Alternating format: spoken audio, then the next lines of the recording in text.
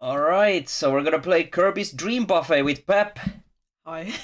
And I think we planned this some time ago already. Yeah, we've been planning this. It's Yes. a coincidence that everything happened this week. Yes. So we streamed Kirby Air Ride 1 together, and we wanted to stream something else, and since I still have the online membership for the rest of the month because I bought it for the Mario Paint, we decided that this would be a good game to stream. Yeah, it was a total coincidence that we got Kirby Air Riders news this week, and it was also a coincidence that apparently last week it was Kirby's Dream Buffet's 3rd anniversary. Yeah. That none of that was planned. Yeah. So this game is 3 years old already, and no one plays it, so we're good. I played it. I played it like once with Pep when it released, and I know Pep did play more of it than I did. You like unlocked costumes and whatnot. Yeah, but... I played this at night for like a full month. But I didn't like give a shit about this game, but I figured it would be fun to stream once, especially with Pep. You thought it was like a year and a half ago, dear god. Yeah, this game released at the same time, or like during the same year that Forgotten Land released, I think. Yeah. Because there were a bunch of jokes that like Kirby fans eat good. Hello, welcome.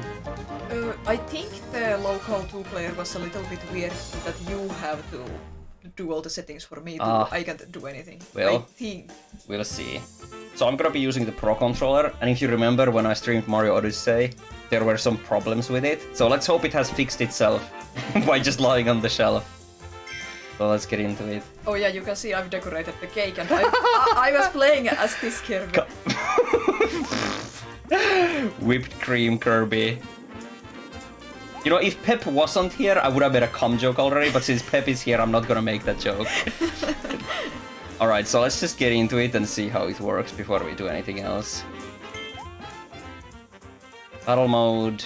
Yeah, that's it. Yeah, that's it. Enjoy a 4-player match against CPU characters or share a Joy-Con. So, yeah, so guest is the 2nd player and it's like randomized, I think. I think you can set it. Well, let's have a look. Guest. So I'm 1. And you're 2. CPU level. Let's go with normal. Well, I was playing as extra spicy all the way. Alright, let's do it. For my Grand Prix, the normal mode. Full course But Dream if you Buffet. want to check the controls post pre-rolling. Nah, I don't need to. Let's just get into it. A full course Dream Buffet with 2 races, a mini game, and a climactic battle royale. You and her character treats. Fortnite. Kirby got whitewashed. Hell nah. Alright. Let's get into it. Yeah, you couldn't change your outfits, look like. You just got randomized, but that's fine. Well, this is a tutorial round, so to say. You can randomize a better skin for me after this. True. And I can change my own skin. Yeah, you have to do it in the skins and colors menu. I forgot that you have to do that separately. Alright, so I'm the left, I'm Andros, and Pep will be guest. Who's Mr. Waddle? It's a... Oh my god, I fell! It's a CPU. Wait, what is this? Are we supposed to get fat in this? I You forgot. have to get as many strawberries as you can. Okay. Whoa. And if you fall off the stage, you like fly back? Yeah. Wheel. The more strawberries you get, the bigger you get, and the faster you get. I see. Other berries count too, but strawberries are the main collectible. Why does it tell me to like mash A, but every button works? I don't know. Maybe it's just a Joy-Con thing, because this is like meant to be played with shared Joy-Cons. So it doesn't even matter who comes first, as long as you like eat the most. Well, it does matter, you'll see. Okay.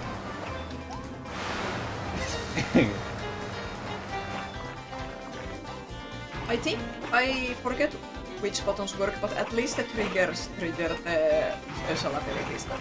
Yeah. Oh!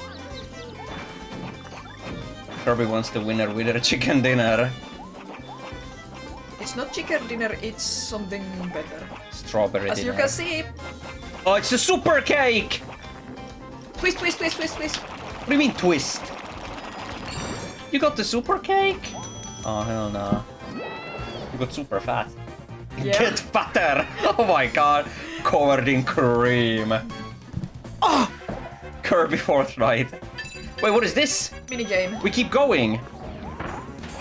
Do we just bounce the enemies? I guess Yeah. we do. And like, you get their food if you do that. The other point is to get as many strawberries here as you can. Oh, I This is forgot cool. to use my chili. You're usually in bed by this time, so you don't see my streams. Well, hello, welcome. How goes the Rayman 2 modding?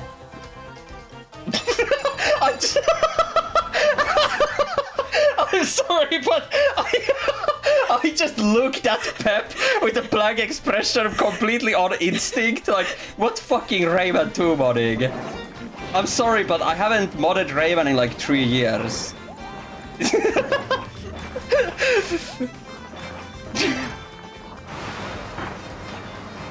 There we go, watch this Gordo.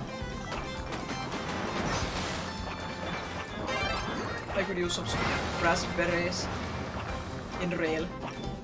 I made a couple of Rayman 2 mods in a week when the thing was first released, like 3 years ago, and then I haven't even touched it. Look at these Gordos. Oh no, what are they called? The fucking Bobbly Bobs with the like cream on their head. Kabu. Kabus. I'm gonna go to the crazy path. Crazy path, paid off.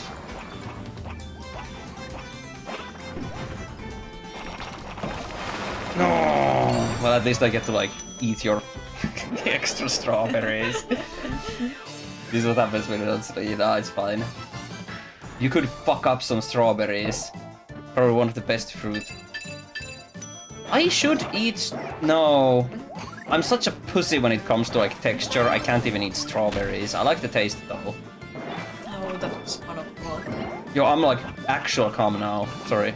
I had like a power up that turned me into like a blob. Oh, I see. Stoner power. You bumped me off the stage! It wasn't me! Your fat ass. Oh wait, you're brown. I forgot.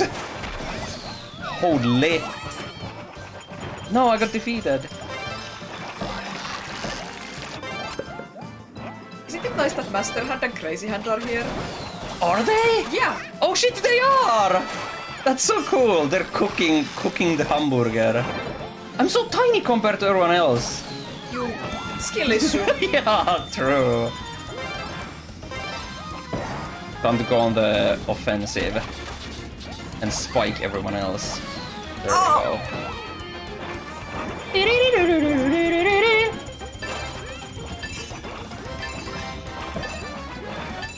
Oh, I got smaller. Delicious. You saw me play the beta of Two of the Ancients earlier. Roy sucks at the game. Now hang on, it's the first round. Gotta jump down on a watermelon right now. Please do exit out after this so we can change the color. Yes. As soon as it like ends. Oh yeah, and here we have the Mario Party bonuses. Look, what the hell is up with the blue Kirby on the right? It's got like... I won! Yeah, you Yeah, got... fuck you! Yeah, you got... You were like, stop sucking at the game and I fucking won! You got the Mario Party style bonus strawberries at the end. Nice. But yeah, that's like Kine Cosmetics on that. Oh yeah, true. Chocolate disc. I like how the hands are clapping. Yeah. I remember that guy. Yeah, from the Meta Knights. Bro got the pity berries. No. Intended game mechanic. Top banana. Alright, so back to home table and Oh, there was a Take a changed look. costume. But yeah, costumes and colors is the cupcake tray. Rai won by getting the worst player bonus. No, this is the meta, guys. I can type it in chat, but strawberry in Finnish is mansikka. Yeah, This Scotch is- can type it out. This is the wrong menu. Oh. I said cupcakes, not the cake. There we go. Alright, so yeah, you can change your... Oh, the fucking burger head. Hang on, I wanna see what else there is. Oh my god! Furry Kirby. There. Oh, we haven't even unlocked all of them. Yeah, there's a lot. Chef Kawasaki. The hat is insane. You know what? I'm gonna go with the hamburger. Yeah, that's iconic. The orange. No, I'm gonna go with... No, I was a white Kirby because I was the previous person to play this and I wanted to be a whipped cream Kirby. Burger. Oh, I love the strawberry colors, or like tomato colors. Yeah, it's this called fits. strawberry, but it reminds me of tomato. I'm gonna go with this. the hamburger hat is so funny. And keep randomizing until I'm pleased. Let's go again. Yeah. Oops. No. No.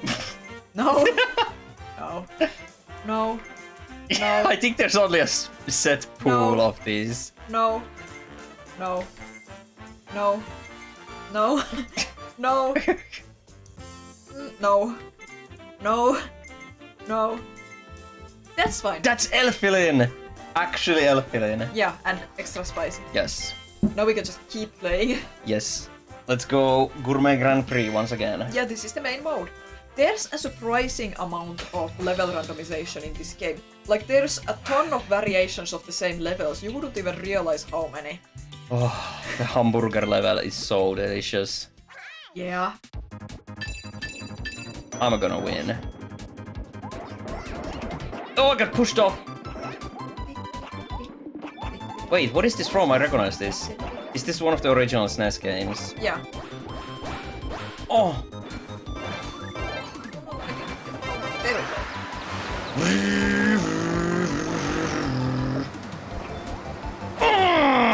The big raspberry. It's supposed to be mine! Chat, did you know that we were eating raspberries in the woods earlier this week? Yeah, we went for a walk in the middle of no fucking nowhere and there were raspberries and we just ate them. There were lingonberries too, but those aren't as good to just eat straight from the bush. Yeah. Oh! Oh! Yo, we're falling behind. The CPUs are already over here. Yeah, they used a special short. Look at me getting all the strawberries. That is so scrumptious. No, they no! Oh, you gotta like eat fast. This game is making you hungry. Yeah, dangerous, dangerous. Good thing we ate before streaming. Yeah. Look at these chocolate wafer sticks. What are we doing here? I'll just get more shit again. Get the straw. And not the mine. Watch out for the bomb. Yo, this is like the prelude to the freaking Air Ride 2 streams because I'm gonna be streaming that with Pep. Yeah, we are going to try to get Switch 2 for Christmas. I keep having dreams of getting the Switch 2. Like, I had it like twice last week. No, last week. This week, like Monday, Tuesday, and now I had it again. So it's a sign we must get the Switch 2. I had a nightmare where Dad disappeared for the whole day and then came back home with a new car he'd bought. Like a sports car.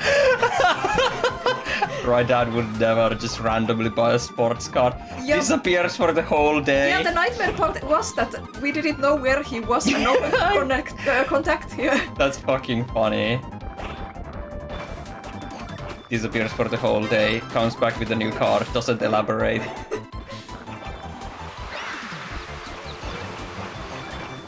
I will be maining yellow Kirby in Kirby Air Riders as a protest. Oh yeah, because Taransa is not gonna be there. Yeah, because Taransa is not going to be there. I'm so... I was grieving for days. I'm feeling better now, but I was grieving. Bro actually went through grieving like someone had died.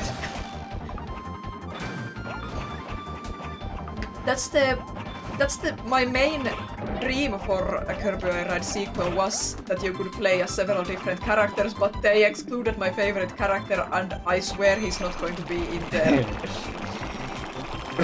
Right, that summer car.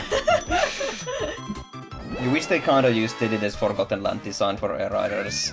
I don't like the Forgotten Land design myself. I think the Forgotten Land design is better, but I understand that they wanted to use the original Air Ride designs for Kirby, and Meta Knight. Yeah, I also kind of feel like that because it was made by the Smash devs, they just used the Smash models as the starting base. Oh, quite possibly. Yeah. And because they look like exactly like in Smash, almost. Yeah, but they also look exactly like in the original I guess, with the animations. Ah! Well, I fucked that up.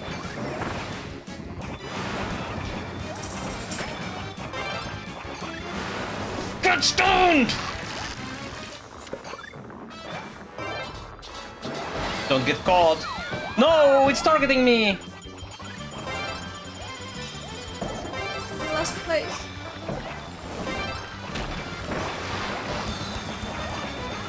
Yo, you're hogging all the strawberries! There's a basket above you! Holy! This is the grand finale. The final rush for Strub. No, I fell. No! You wonder if we get to fight DDD in Air Ride again? It might be the new Shadow DDD or whatever the fuck that was revealed at the end of the trailer. Not Shadow DDD, it looks more like a Dark Matter. Well, I think it looks like DDD with Dark Matter design influence. It has like the same model, like the beak thing and like the gloves. Oh, did it have a beak? Yeah. I didn't look so close. Under like the cloak bandana thing. Maybe. So I'm assuming it's gonna be. It's either. Oh, look at my face. Look at my face on the left. No. Oh, sad Kirby. You got last. No. Burger didn't help. How is that one guy so big? That's Pep you're talking about. So yeah, my theory is that it's once again DDD gets possessed. Either it's DDD or a new character, but it's no matter what, it's gotta be Dark Matter related somehow. No Matter? Yeah. Where is the Kirby boss called No Matter? That's so fucking good actually, I'm gonna steal that. I think Play Again is going to randomize a new Grand Prix. Yes. Let's see if it changes your costume. It shouldn't. You went the brown one. Oh, look at these like pancakes and shit. Yeah. Kirby after eating all the cream. Oh. No Matter, it's like Dark Matter but invisible. See, No Matter is an extremely epic name for oh, the music. Oh my god, my favorite song! It's like an extremely epic name for a Dark Matter type boss. But it's also tainted by the No Matter jokes meme. So I can't use it. But it is a cool idea.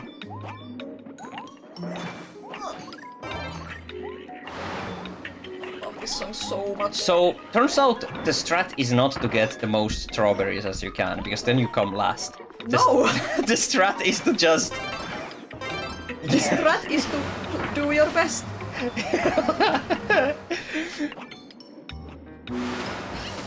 But it is similar to, like, Mario Kart or Mario Party in that there are variables and randomness. TF? Kirby dodges all the shit in half a second? Kirby is TFing? What the hell? Oh my god. You got the jelly beans. I don't know what the... Oh, it makes me like extra slippery. Which item? The jello. You can sleep under doorways and whatnot with the jello. Ah. Oh, I fell off the secret path. It also made me like fast on the... Whoa, water slows you down. Fucking sound effects when you roll on the cream. It's mine! Mine! Oh, someone's already eating it. Fuck you! Kirby TFing? Oh my god! I watched most of a Transformers movie randomly on TV last night. I hated it. It was one of the Bane, Christopher Nolan. Michael Bay. Michael Bay. One of the Michael Bay ones. They're kind of stinky. I think it was the Dark Side of the Moon or something. Sucked. Where's everything? There's nothing here. You had to get into the cups. Every cup is already occupied when I get there. Skill issue. You can't wait for Michael Bay's Skibidi Toilet. Oh, hell yeah. Is that still happening? I swear it was cancelled, but maybe I had a dream. I haven't heard that it was cancelled, but at the same time, movies can get cancelled and like we don't know about it for years. Yeah, and movies can be in production for 20 years. Yeah. Either way, he used AI in some way to promote it, like an AI-generated skibidi That toilet. sucks, So because I'm pretty sure Michael Bay had a pretty firm anti-AI stance. oh, then how he the mighty turned have around. fallen. Yeah, exactly. I really wonder what changed. I really wonder what changed. In general, when people like just like flip their opinion on Gen AI, all of a sudden it's like, what the hell changed? Yeah. Did they just like see how easy it is to cheat and generate slop, and they were like, oh, this is great. This level is so cute, that I love this. I'm gonna win. Super cake mine. Money! Yeah, could be money. Most likely it's money, actually. Nothing will ever beat the 1986 Transformers movie. I'm sorry, I couldn't care less about Transformers. It's one of those things like... like... The Sorry. mere thought of Transformers actively bores me. Transformers have crazy, like, silver flesh stone eyes that faces that I don't like. But I still want to see the new animated one. That looks cool. Yeah, it looks cool, but it's also Transformers. Look at these ice creams. Delicious. Oh, I forgot how drill works in this game. Stop bumping me! Yeah, the popsicles. Yum! I am not doing so well. Oh! Oh my goodness.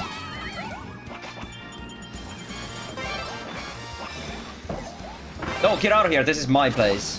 My strawberries! The final fever. Give me the straps. No, crazy hat, no! Oh my god, these popsicles look so good. Arma, face. Oh no! I got spiked! At the very end. That's... Delicious. Okay, I might have one. Based out of nothing. If nothing else, you gotta admire the guy who tried his darnest to get people to watch Transformers 1. What do you mean by that? Who? No, you won again! No, wait, that's CPO. I like the big swallow at the end. Sad thing. Pep Spike, stupid. Why is player 3 always massive? They play well. Holy fat. Please read the Transformers comics released by Skybound. No, I won't. I might be mistaken, but didn't Skybound like go bankrupt and screw their creators over royalties and whatnot they owe? They did something really scummy, like they started a new company, but because the previous company went bankrupt, they claim they don't owe anything to the creators, comic creators anymore. It might have been something else and not Skybound. But I think it was Skybound. Awesome. Who got this purple ice cream flags? People always say that if you're a Bionicle fan, you will like Transformers and vice versa. But like, just because they're robots does not mean that I will like it. Plus, even though I am a big Bionicle fan, I'm not too huge on the lore. I know that's like sacrilege to say. But I only like the lore from the first 3 years, and after that it kinda gets messy and weird in my opinion. No! Who got these ice cream scoops? Big cherry! Oh, Scoop Kick World. Big raspberry. I wish my shaders were this good. I'm gonna try to make a Scoop Kick 3D someday and like have the ice cream look this delish. Oh, I didn't have the chili, it was on the CPU and... No, don't you dare! Ma!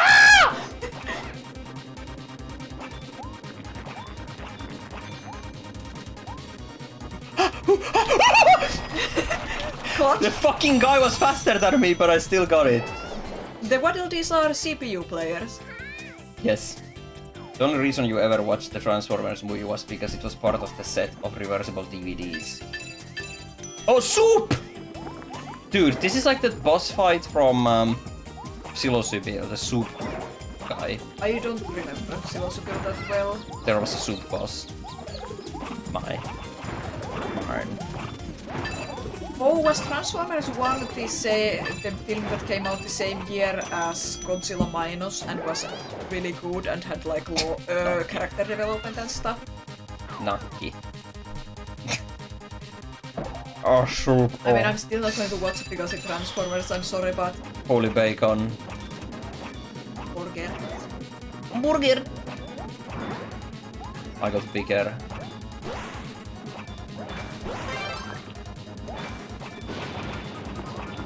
Oh my god, the food in this game is...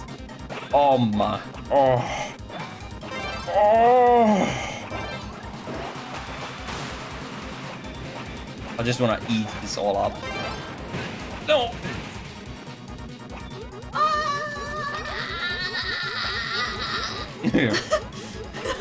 Did it die? Oh, I should have gone for the shortcut.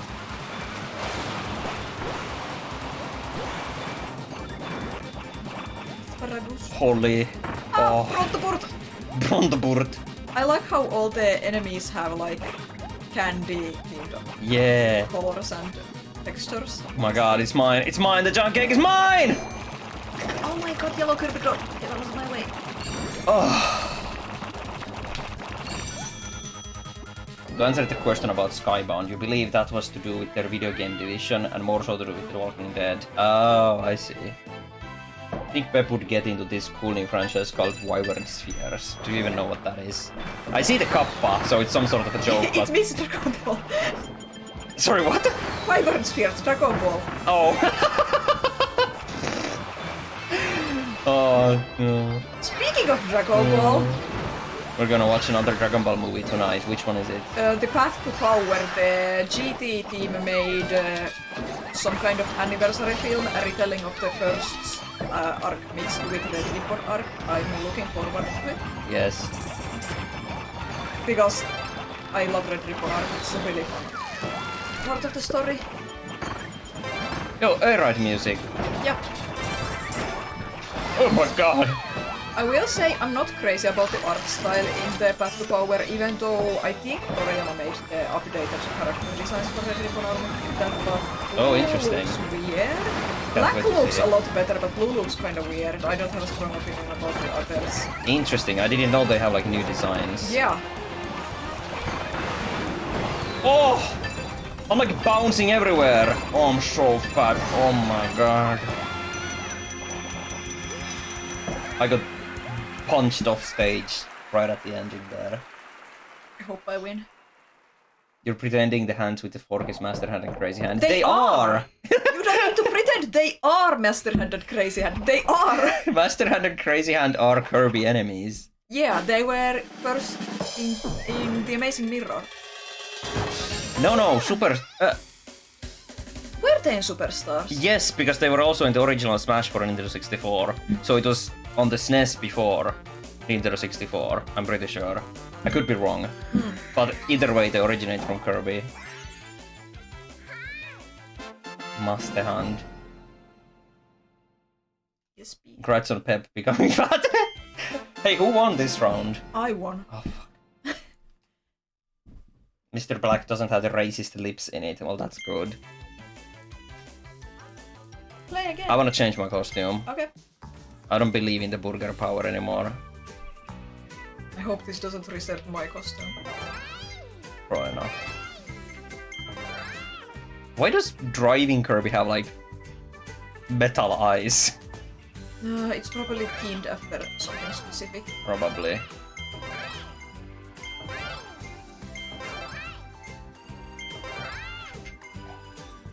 Oh, mint. It's so cute. How do you think the hands eat? They don't have to eat. They're floating hands. Okay, Cross.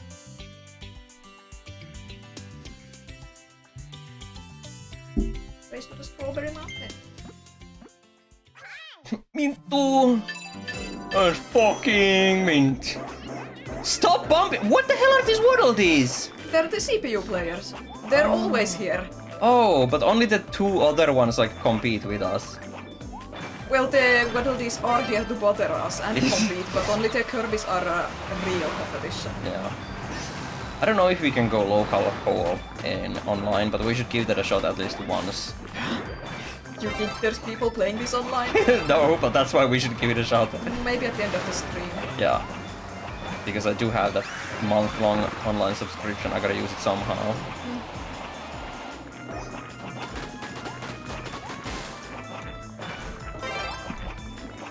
This game is interesting because it's like cool and fun, but it lacks some spark that would like keep me coming back to it. Like Crash Team Racing had that spark and the feeling of oh hit when you win, but this one doesn't have that. Well, it's more of an actual kart racing game. This is like I don't know. This is more like what's the game? Fall Guys. Yeah, Fall Guys. I was Yeah. thinking of Fall Guys. This is more like pared down Fall Guys. It's fun, but like Yeah. like I said, I was playing this every night for a straight month. I feel like this does miss 1 point from Fall Guys, though maybe it works better in multiplayer because there's like many more Kirbys, but like in Fall Guys it's like you against like 100 other people, and when you win it's like I beat 99 Yeah, other I humans. forget how big the online lobby is Yeah. but in locally it's only 4 players. Well, I sucked. Top 5 disturbing Kirby. Imagine getting fat is a sign of dominance in Kirby universe. Master Hand and Crazy Hand force feed Kirby's till they explode. Disturbing! Police called 3 AM. Gone success. Oh, never mind. Oh, that already got there. Fall Guys, but good. I never played Fall Guys. It looks decently. But I'm just not really a multiplayer kind of guy. Yeah. It's kind of crazy how Epic tries to create this like a metaverse with Fortnite. There was a rumor recently that they are going to discontinue Rocket League and port it into Fortnite, which is Yeah, they want to make it a Roblox. yeah, and that's fucking crazy. Imagine being the only Rocket League fan on Earth, and then like you gotta install Fortnite to play it. Isn't Rocket League decently popular? Yeah, it is. It's also decently fine. I played it for a little bit when the Miku stuff was added to Fortnite, and I had to get the car pieces as well. Rocket League is actually fine. It's actually somewhat fun here and there, but overall I wouldn't play it a lot. This is the buffet of Kirby's dreams. Magalore cake. Yo, Magalore. Yeah, he gets into Kirby Air Riders. Magalore is the most popular Kirby NPC. Yeah. Oh. I almost wish there were any characters besides the core 4 in Kirby Air Riders because I'm so sad that my favorite was excluded. Don't start grieving again. Like it pisses me off. I don't know what to compare it to, but when there's a large cast of characters and then a couple are excluded, you feel so bad for your favorite that was excluded. Yeah. It's like the fact that each character has their unique special move and different stats kind of limits the roster size. Because if it was just a skin swap, it would be really easy for them to just add everyone. I was hoping for a roster comparable to their allies. Yeah, but like evidently everyone. we are focusing on Waddle-Doos and Starman and whatnot. And that's fine, but I'm so sad. Yeah. The one thing I wanted was to play as Taranza, and that's I'm 99% sure that was going to happen. I still believe we're gonna get a few more characters, but Yeah, at least 4. I'm sure there's Yeah. at least 4 more playable characters, but like Taranza, how he would have to have a unique mechanism, and what would that be? Because he's a puppet master and a mage. How would you incorporate puppetry into that? well, it doesn't have to be puppetry, it just has to be something cool that Sakura comes up with. Like, that's not a reason to not add him. That's like when people say Ridley is too big for Smash. Or like when people try to say that one character wouldn't work in Smash because of their like moves or whatever. And like, no, Sakurai could add anyone into Smash he wanted. Doesn't matter if it's like a piece of paper, he could come up with a moveset. I am curious to learn more Who about won? Oh. the Red Seville. I'm gonna go back to home table. I'm gonna see is there anything else to do? Are you bored already? Uh-uh. There's... But I'm drinking. Yeah, there's You can decorate the cake. I'm gonna take a look at that. Taranza should be riding in his purple bubble from Kirby Clash as his vehicle. What's this? Would you like to view the staff credits? You don't. No. I have watched them. Rewards. Ah. You can see up. Oh! I mean, yeah. Ah, they're in order, so if you level up, Yeah. you get. Oh! Ribbon! Adelaine. I do wish Adelaine and Ribbon were added to Kirby Riders too. I think they're pretty likely. Yeah, they're quite popular. I think Daroach is pretty likely too. Look at this crinkly ass. Almost a dende. And I'm gonna add less crinkliest. chat, we managed to acquire all the Dragon Ball manga volumes in Finnish. Yes. I think I'm going to start reading it in the winter after we watched everything and once I'm done with my movie watching project. Have to do a little bit of hunting, but we were able to get the last missing volumes. Yeah, I can't believe the Vegeta Death volume was one of the missing ones. Feels so weird to say Vegeta correctly, I'm so used to saying Vegeta. Yeah. Re-rolling, that's just testing costumes and colors. I do like Marks. Marks is like he's so overrated, even though he's actually completely fine. You need to randomize me again. No. No. I can be Burger. Yes. Yeah, Corman Grand Prix is the normal mode, single race is Yeah. one racetrack, single minigame is one minigame. Yeah. Chocolate! Other than that though, you don't remember any other Kirby anime episode and you think the anime even has an ending as well. I think I never saw. I only saw half of the Kirby Right Back at Ya anime.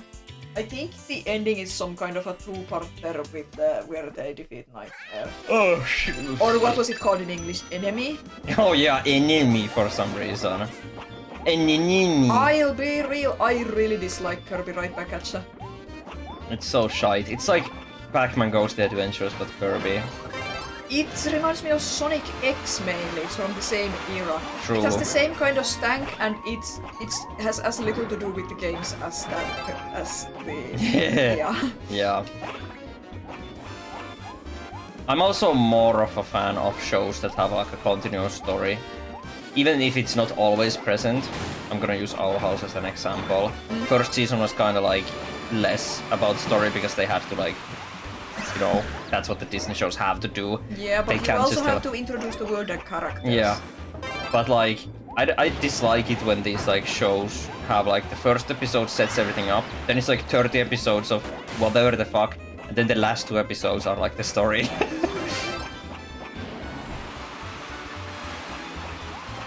But yeah, Kirby Right Back at just sucks balls.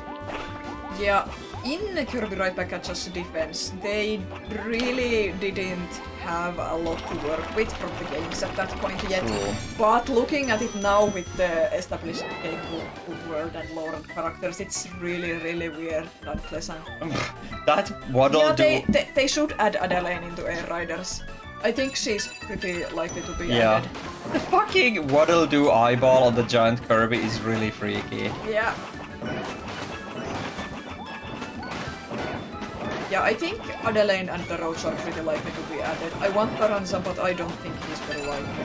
At least if you look at merchandise. If you look at which characters get merchandise. Yeah. Taranza doesn't sell. Bro's just rolling on his open eye. Matcha level. Oh, cool. Green.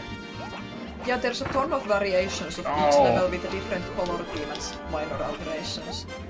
It's really cool. What is matcha? It's powdered green tea leaves. Oh.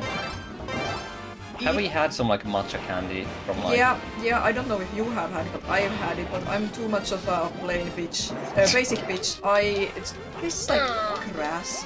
Oh, but I'm also not really that into green tea to begin with. I would like to taste everything in this stage.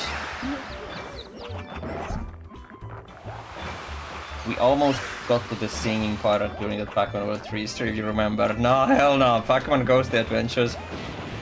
I still gotta stream those games. Go find them. Buy them from eBay. I gotta see how expensive they are. I could also just mod the Wii U. It's really easy to do. Yeah. Then I could also stream Smash with custom characters. Like the Wii U Smash. Yeah. I love the Wii U Smash. Dude, Ultimate is cool and all, but there's no beating... It doesn't have Smash Tour. Yeah, Smash Tour is so much fun from the Wii U Smash.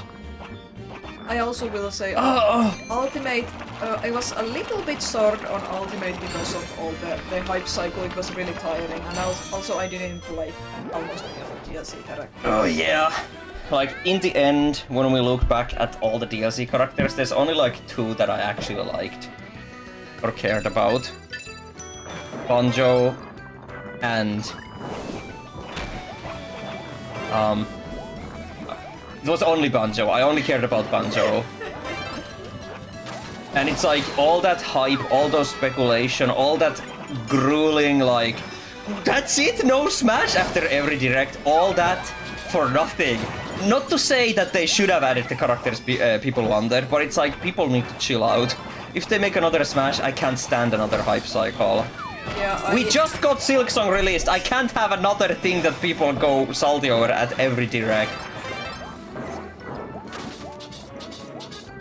Yeah. Yeah, I get immediately overwhelmed by everything that's popular and talked about or controversial. Anything that's talked about widely right now, I just can't deal with. Yeah.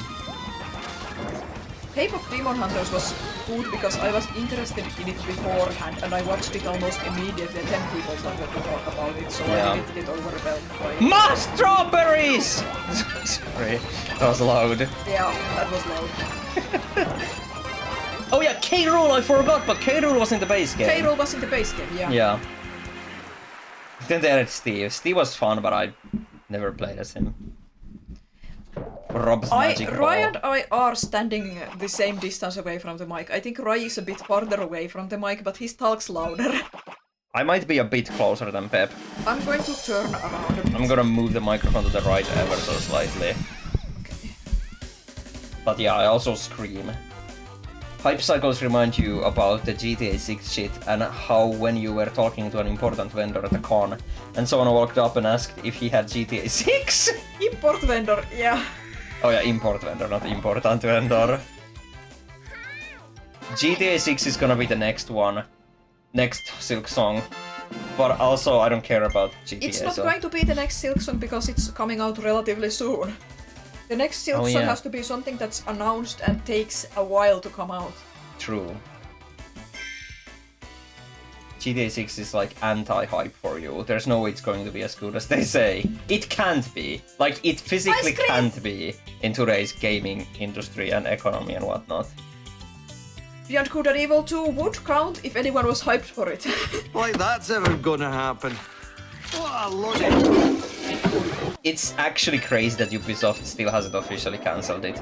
They wasted so much money and time on that game. I don't think they will cancel it. It will come out one of these days. I think it's sunk cost fallacy.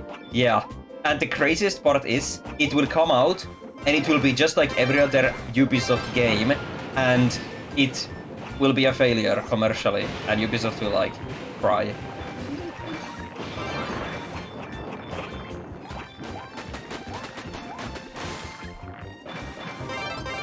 Also, because it is Ubisoft, Beyond Good and Evil 2 cannot be satisfying to the original fans of Beyond Good and Evil 1.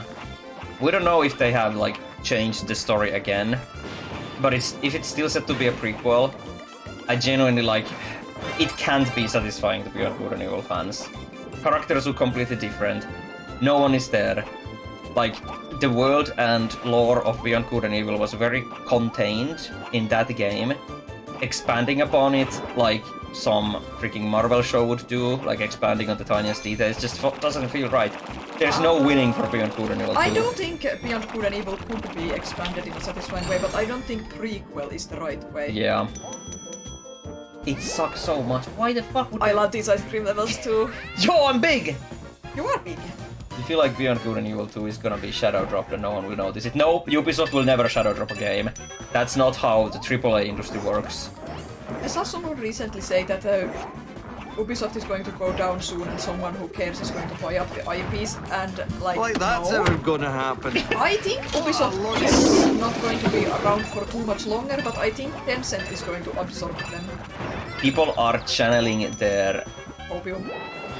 into false hope. I don't know if hope is the right word, but like if you know anything about the AAA industry, Ubisoft is not going anywhere. When a big company goes down, other companies don't just Did I- buy up their IPs. Yeah.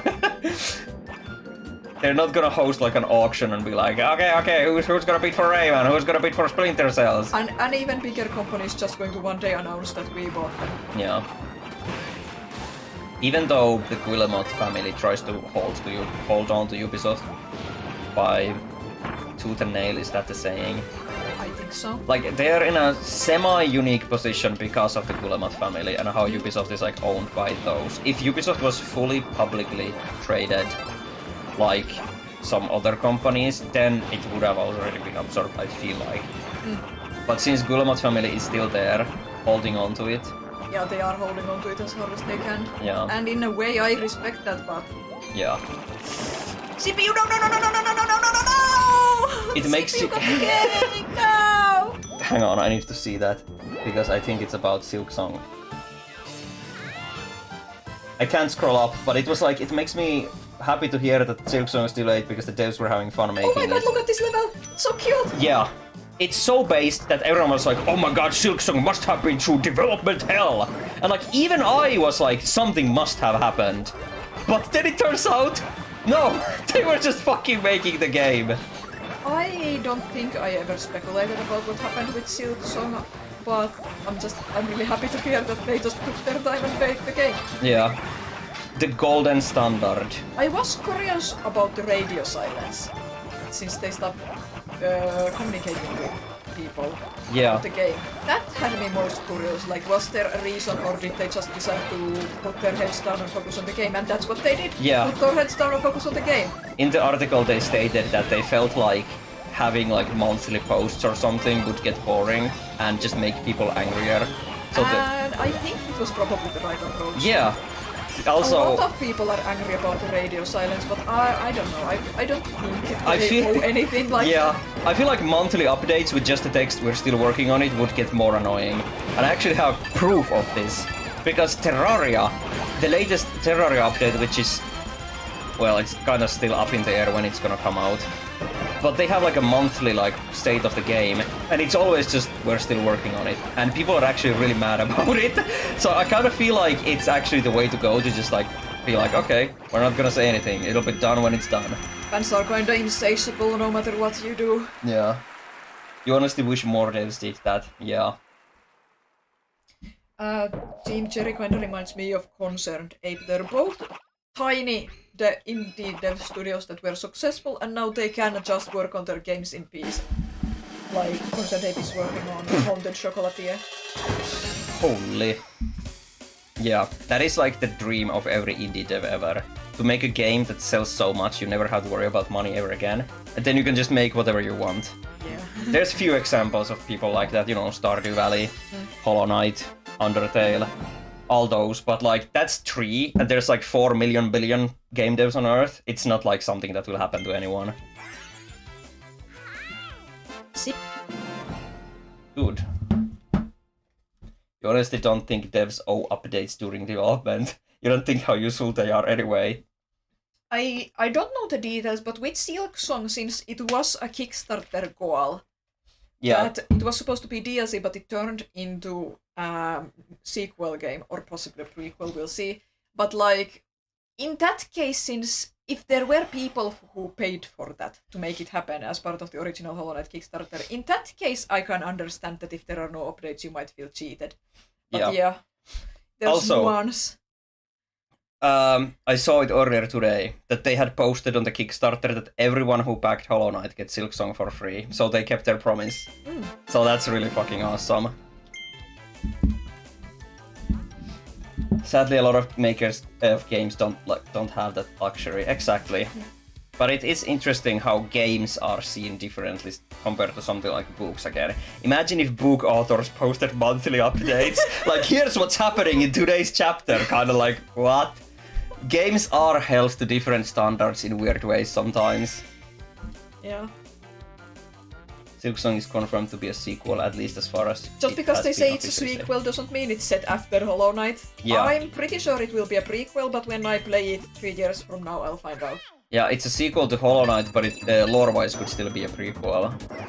But we will find out in 2 weeks.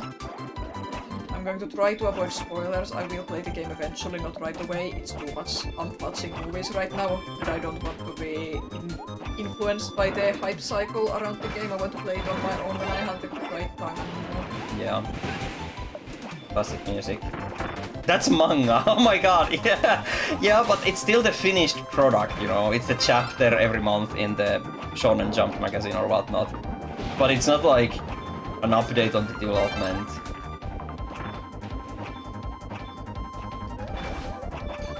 In that case, they would spoil most of the book. Yeah, and devlogs also spoil a lot of games. Yeah, that's why I don't really watch devlogs all the time, because I don't like to be spoiled about games. I think devlogs can be really awesome and cool, and many people love doing devlogs and watching them, but I personally like to go into media usually without knowing a lot about it beforehand. Yeah. It's like, yes! There's so much in Connie that I haven't shown or even talked about to the public yet. And I'm just like, oh my god, this is so cool. And then I'm like, I'm gonna show this off, and then I'm like, nah, I'm gonna hold it. I think in general demos of games are a really good thing. I think they're awesome, and I'm happy many people and indie developers are making demos nowadays. I'm just a freak who doesn't like to play demos, because I want to go in blind and play the whole thing once. Yeah. But it's like, I'm afraid of spoiling stuff in Connie that I want to keep as a secret. That's why I don't post, like, updates. But yeah, there will be a Connie demo at some point. Yeah. I keep saying this, but it is true. Before release, there will be a demo. People are also so resistant to buying games if they can't learn everything and play demos and shit beforehand. You mean people are resistant to buying anything, books, music, movies as well? Yeah, true. People ain't got money these days. Apparently, I recently read research that I forget the exact age bracket. It was like from 18 years old to 25 or something. The amount of money that they put into video games has drastically decreased in the past 5 years. Yeah. Oh!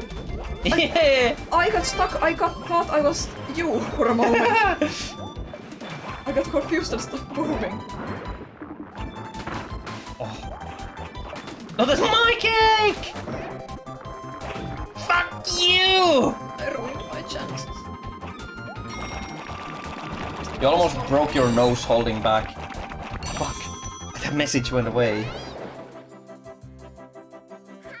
I hate the chat because it doesn't allow me to like scroll up. You almost broke your nose, something you're proud of. I'm so sorry, I can't read that. Teasers gotta be handled smartly so that they won't spoil too much, but also don't stay radio silent. Staying radio silent is fine. No one owes you anything. Well, it's hard to sell a game if you never talk about it. True, but once the game is done, then you can start like selling it. You don't know if they buy Spotify subscriptions just fine. Yeah, people. Oh my god. People be like, I can't buy this game, it's $30. And at the same time, they have 50 subscriptions they don't even know about. Come on, I just want to know if Graham has his awesome dance moves during sections where Graham has to run away from the Alaskan bullworm. Alaskan bullworm is a SpongeBob reference, but I don't understand the rest of that. I looked at Pep with the fucking rock eyebrow after reading that comment. Hey guys, George Lucas here. We are currently filming the I Am Your Father scene. Yeah, like imagine. So fucking weird. I want that cake. I want that cake. Unless the game kicks the shit out of strangers. Okay. Look at the size of orange. That's you. Yeah, look at the size of me. You're gonna win. Yeah, you're gonna win. I'm a winner. Giant burger. I want that donut! Fat Pep wins again. Let's randomize your burger look. I'm also gonna go change my... I don't wanna. Okay. Change your own colors after it's Yeah. in the menu. I You wanna can- be burger. You can be burger.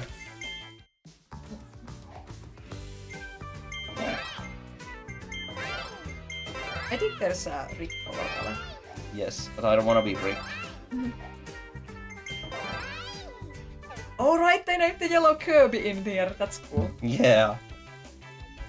What's the lore behind I want that donut? It's a video. Yeah, it's this video. Hang on.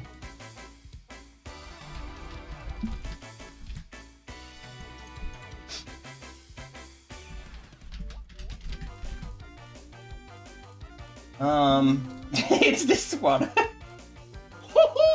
It's me, Mario, and I want that donut.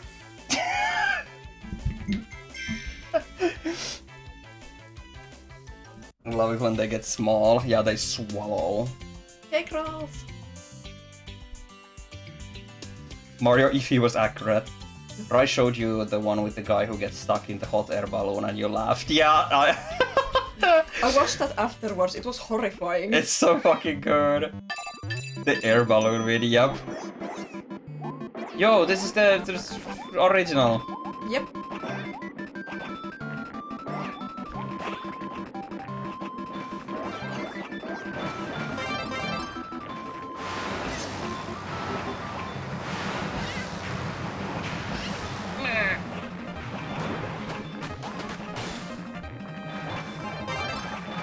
The classic Kirby music. Whoa.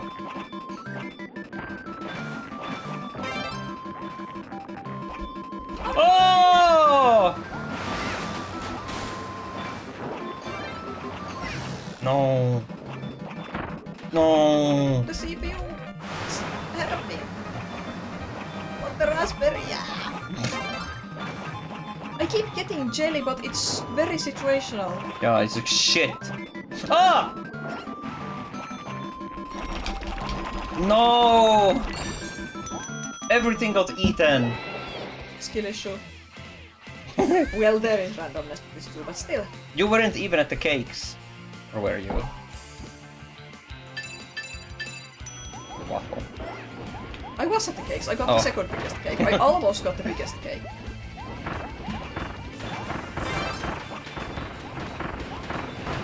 Yeah, give me a strawberry. What else happened this week that we can talk about? Gamescom. Yeah, Gamescom. I didn't watch it. But I saw some announcements online. First there was Popsy 4D. Popsy 40 looks so good, it's crazy. I was really surprised that it's happening, that I'm delighted. Yeah. Why aren't I winning in my own stream?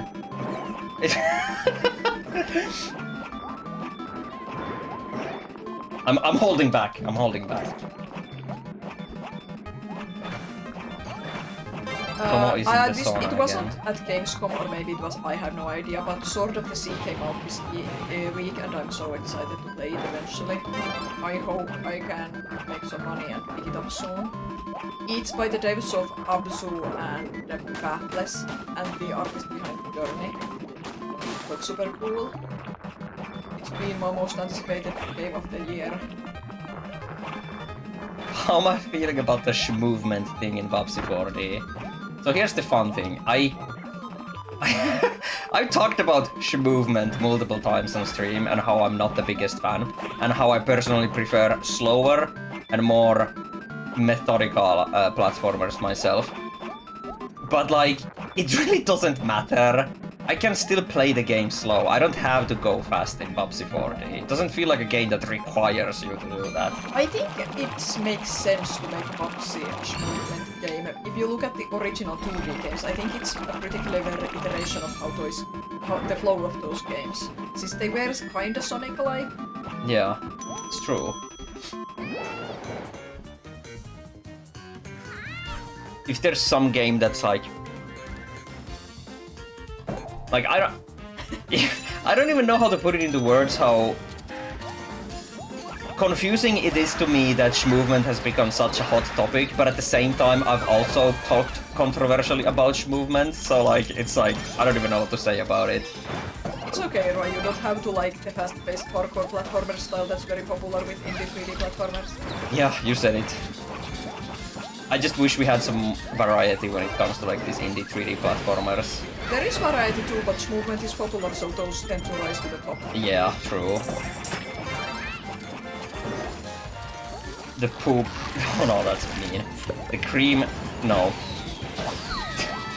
I was gonna say the poop rises to the top, but I don't want to say these games are poop. Then I was gonna say the cream rises to the top, but then I don't want to say these games are cream either, so it's just... Movement rises to the top. Yeah, movement rises to the top, whether you like it or not. Die. No! I'm fucking huge! Oh my god, I'm fucking massive! They're targeting me! Roy is rage baiting his viewers.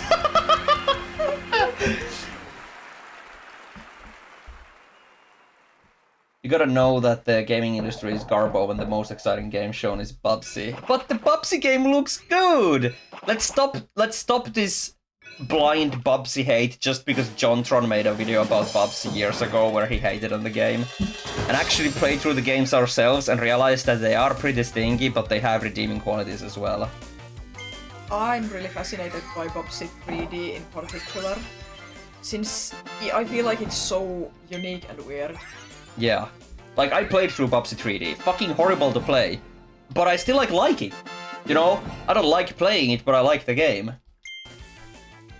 There's a lot of these mascot characters with attitude from the 90s, and most of them are forgettable, but there's something about Bubsy. Maybe it's the perceived obnoxiousness, or maybe it's the meme-worthy failure of Bubsy 3D, but there's just some staying power about Bubsy as a character that a lot of those other characters didn't have, necessarily.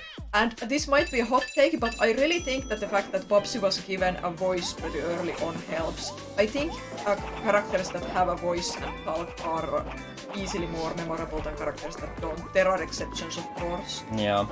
You don't recall the redeeming qualities.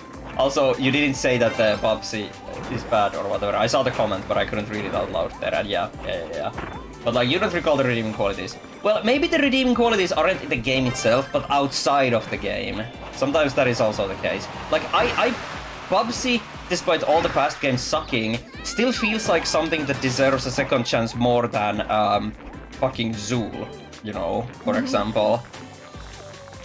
Even though the original Zool game arguably is better than Bubsy, I guess, but like maybe a bad example, but you know what I mean. There's something about Bubsy that merits a second chance, a redemption story. There's some interest or intrigue or something. Yeah, it's like we want to see Bubsy succeed.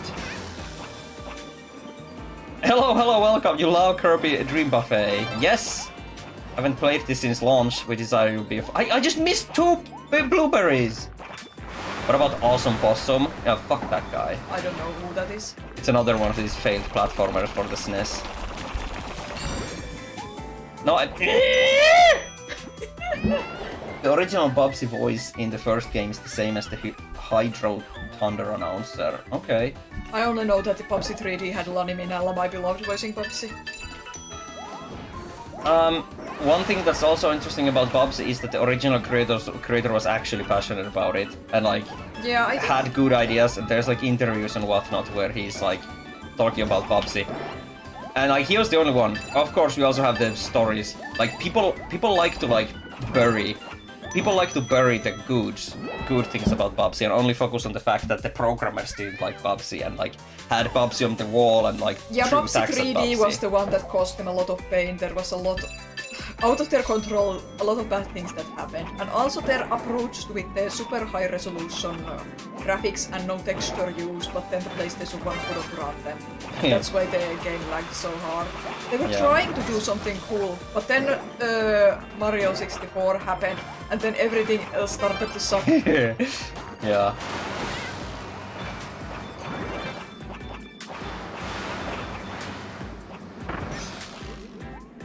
You'll give movies another chance when you get their 6-month hospital stay back. Oh yeah, that story. Oh yeah, oh no, I remember that. Oh. Okay, that's understandable. You get the pass to hate on Bubsy.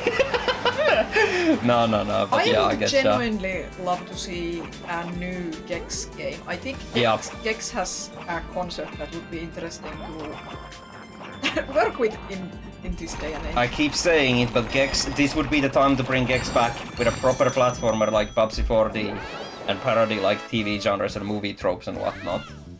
You could put Gex into a streaming service, something that there's a lot you could do with him. Yeah. And it's been a long time, you can add a bit of self-awareness about him being older now. Yeah. And you could even still add the actually like dark aspects of the story that were present in Bubsy 1 and kinda on Bubsy 2. You mean Gex? Sorry, yeah, Gex. Gex.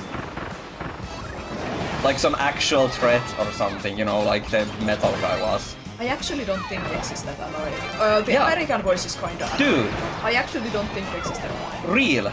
Gex 1, not annoying. Gex 2, his voice was kinda sexy. Gex 3, horrible. Honestly, Gex's, the fucking suave James Bond voice is the best for Gex from Gex 2. There's not even contest. I'm getting like pummeled, holy fuck. Yeah, this is intense. Hello there, welcome. This is a podcast stream where we play a game that doesn't require a lot of rainbow. Yeah.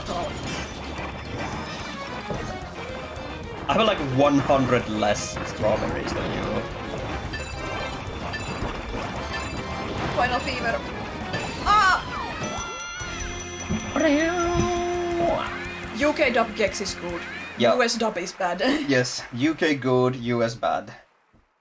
You think the only reason why you grew up to like Bubsy is just knowing that the person who made Bubsy felt super passionate about it? Yeah, exactly, and that's a fair reason. You grew up to hate Earthworm Jim because of the asshole creator. Yeah, exactly. Again, people always say, I won! oh, nice. That's the strat, I'm telling you, come last and you win. People always say separate the creator from the creation, but there's only so far you can take that, and I'm very easily influenced by that. If I know a creator is unpleasant, it starts to immediately affect the creation for me too. Whether it's a small thing or whether it's a big thing. Yeah, it's like...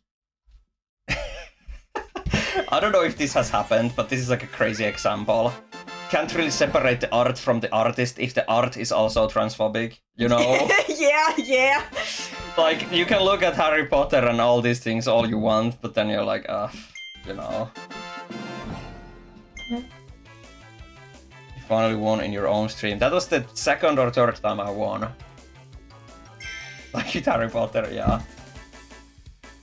I had to drop FNAF because I couldn't deal with Compton's Trumpism anymore.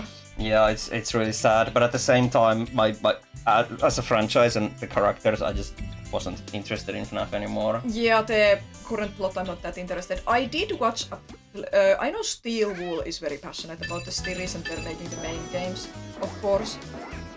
And I think Steel Wool is where currently studio, so there is that. So I did watch a playthrough of the Secret of the Mimic, and I do think that's definitely the best FNAF game Steel Wool has made, but I just don't have the...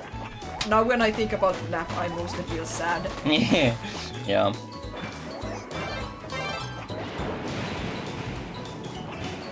Whoa! Oh! I missed the cherry!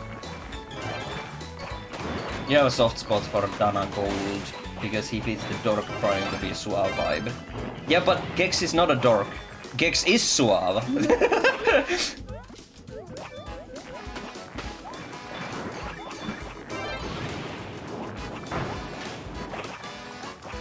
I feel like I'm very sensitive to characters with annoying voices, but at the same time I find different voices annoying than a lot of other people seemingly. I don't know if it's a cultural difference thing, maybe. Yeah. Because people always describe characters with annoying voices and I just... Oh, this is... Holy!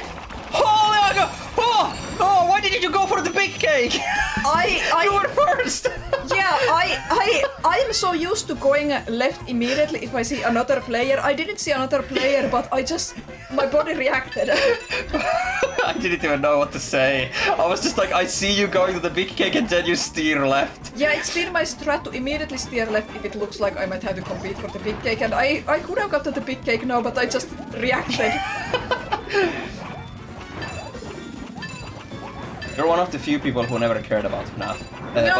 Not one of the few, but FNAF is very famously hated. Yeah, because it was so popular and whatnot, but sometimes you watch some old Let's Plays of someone playing it and you would find the reasons really funny.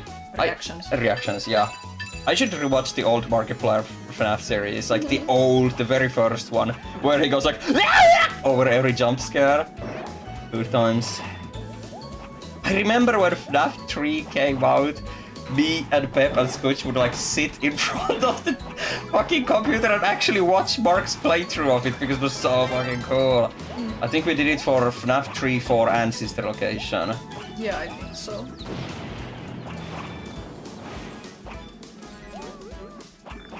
I sold most of my FNAF collection, but I kept the main pluses of my favorite characters as a sentimental value. I still care about some of those characters, but I don't want to financially support the series anymore. Yeah.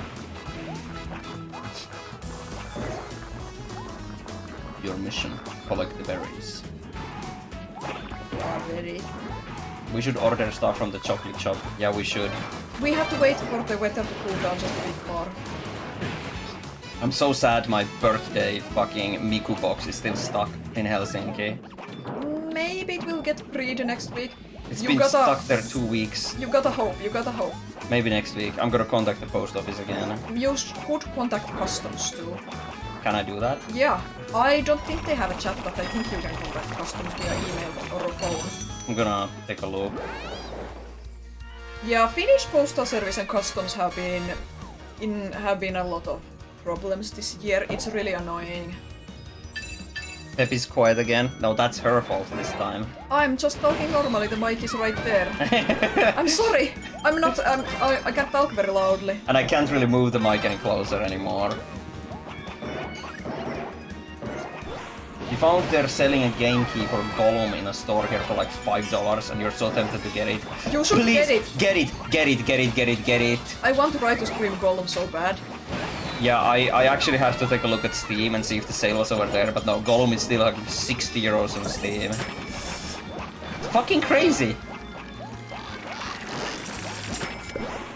Look at these sandwiches. Why did the brown get like all the strawberries all of a sudden? I don't know. Oh, I can shut up there.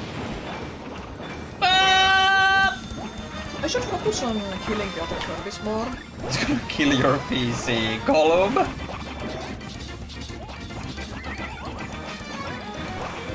That game was a travesty, but it probably still made a profit. I'm not convinced it made a profit. I don't actually know. Oh my god, do you remember when they had fucking apology over the game? Yeah. Right, you should check out the Blokey's Miku figurine, looks great. I recognize the name, let me look it up on my phone right now. Bloke.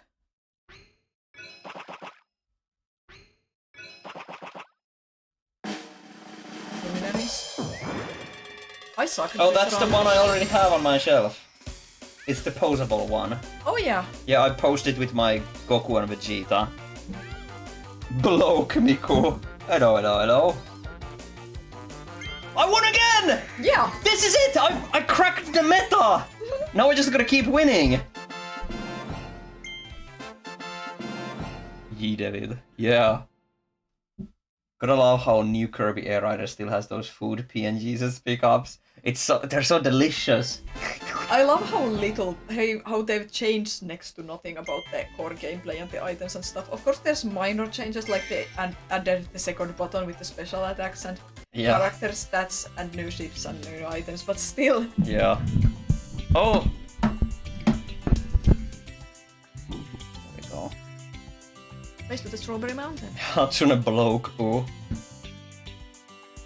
Yeah, there's some old magazine or something or a character guide or something that said Kirby is only 6 or 8 inches tall or something, but it was a long time ago, so I don't know if we can say it's canon anymore. Anything that was in like Into the Power and just some... I don't think it was Into the Power, I think it was some kind of a Japanese magazine or something. Okay, but yeah, like anything that was in like a magazine that some guy just invented is not canon.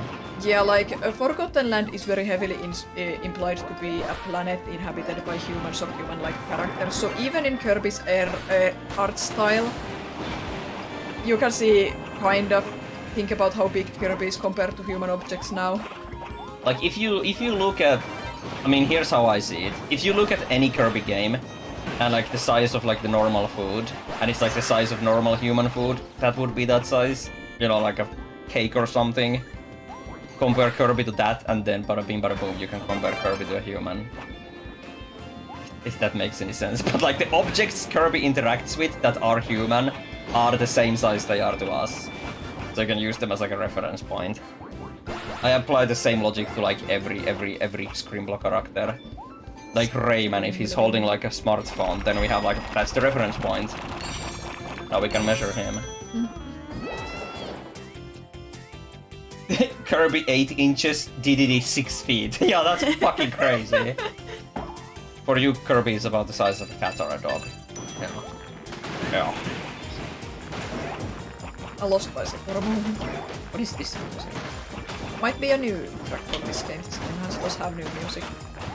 These boxes are kind of like Kirby era, right? Where you like pound them open.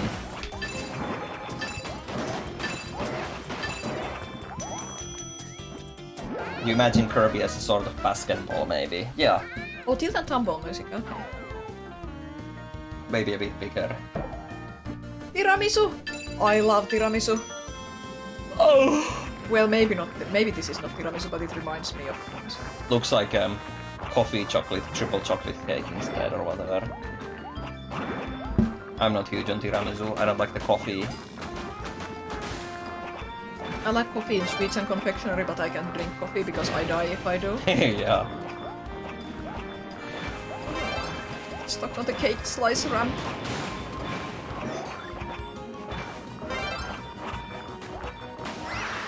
Oh my. This place is what spiders taste like.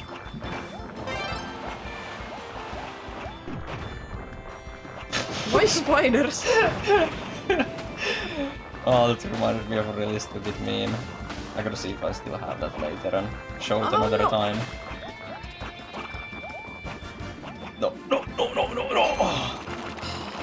You don't think most gaming franchises have been accurate about their fights anyway? Yeah, true. Most games go like gameplay first, lore second.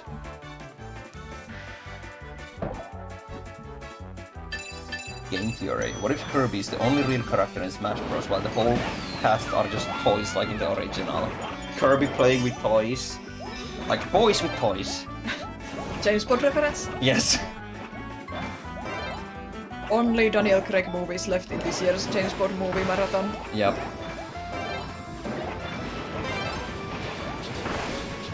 I love Casino Royale, but I'm also a freak who likes Spectre, the unpopular Bond film. Everyone hates it, but I love it. But I also like Skyfall. Dude, Skyfall is like... I don't think you can really compare modern movies to some of the crust bonds of yesteryear.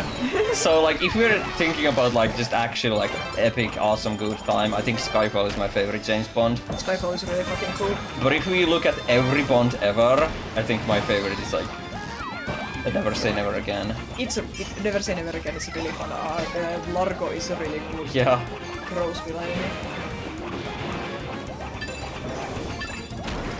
Oh! Ah!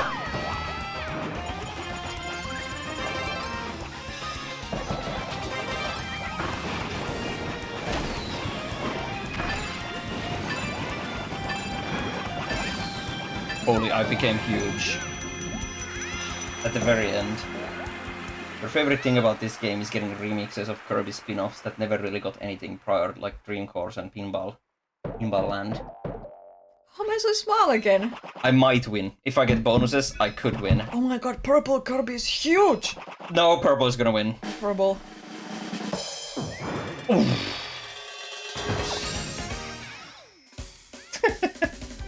Yep. Well, I'm gonna change my costume again. Yeah. I'm gonna stay as burger.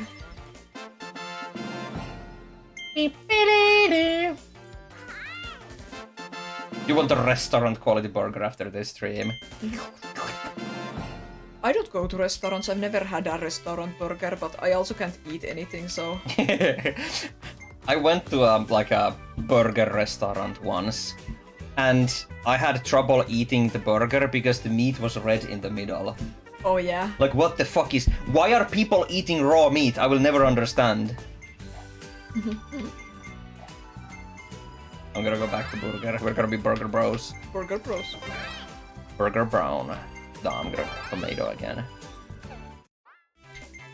Yeah, I'm sure restaurant burgers are 1,000 times better, but I can't eat anything. Like, I can't eat most ingredients you use in a burger. Donuts! Mega Japan currently has some super expensive rare Dragon Ball figures. Wow. How expensive? Like 500 euros? Oh, there's the cool Moist Cell statue that's really tall and like $300. They don't have an SHB Quartz figurine of Moist Cell and it makes me sad. Always ask for a medium so they reduce the pinkness inside.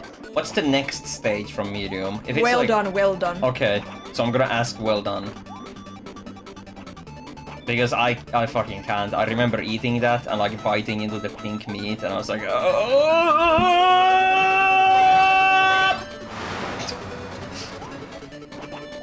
That's why I prefer slop burgers.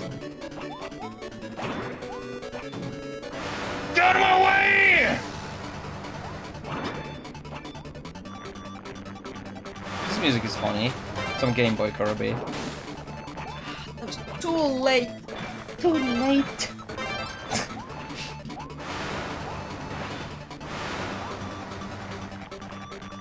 I can't believe it that, of all things, has become something like a quote from Ape Escape.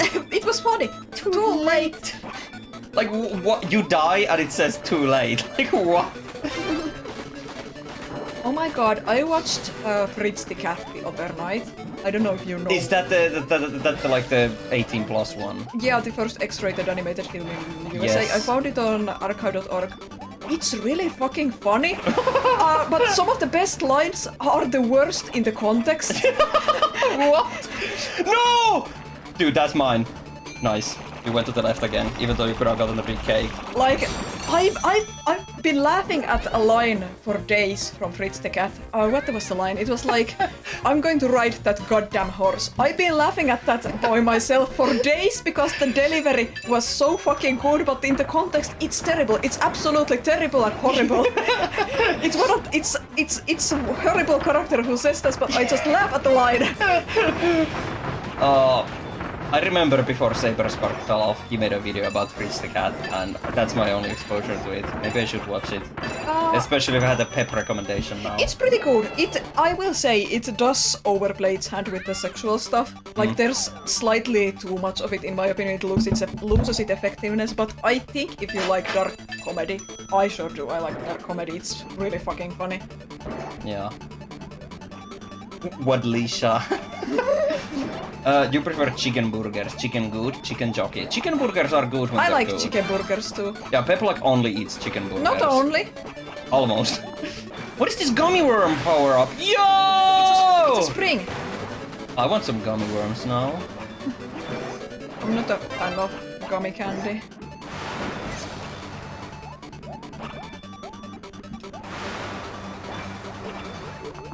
I'm gonna go to the top. Oh, never mind! Too late. Oh.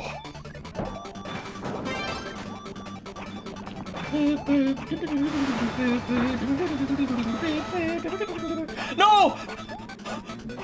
I'm like looking at your screen like a back mirror on a car. I don't. Fritz the Cat needs to be seen by a reanimation fan at least once to see how shocking it was for the time. I think it's a very good... I'd recommend watching it. Just be mindful of the content warnings that you'll be fine. Yeah. Oh, I missed.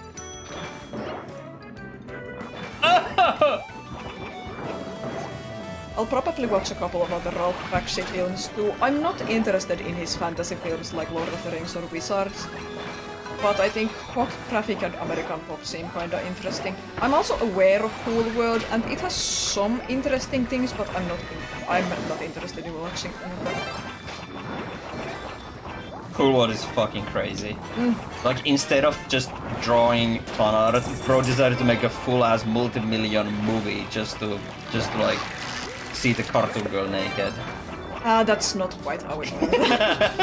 It was supposed to be a horror movie.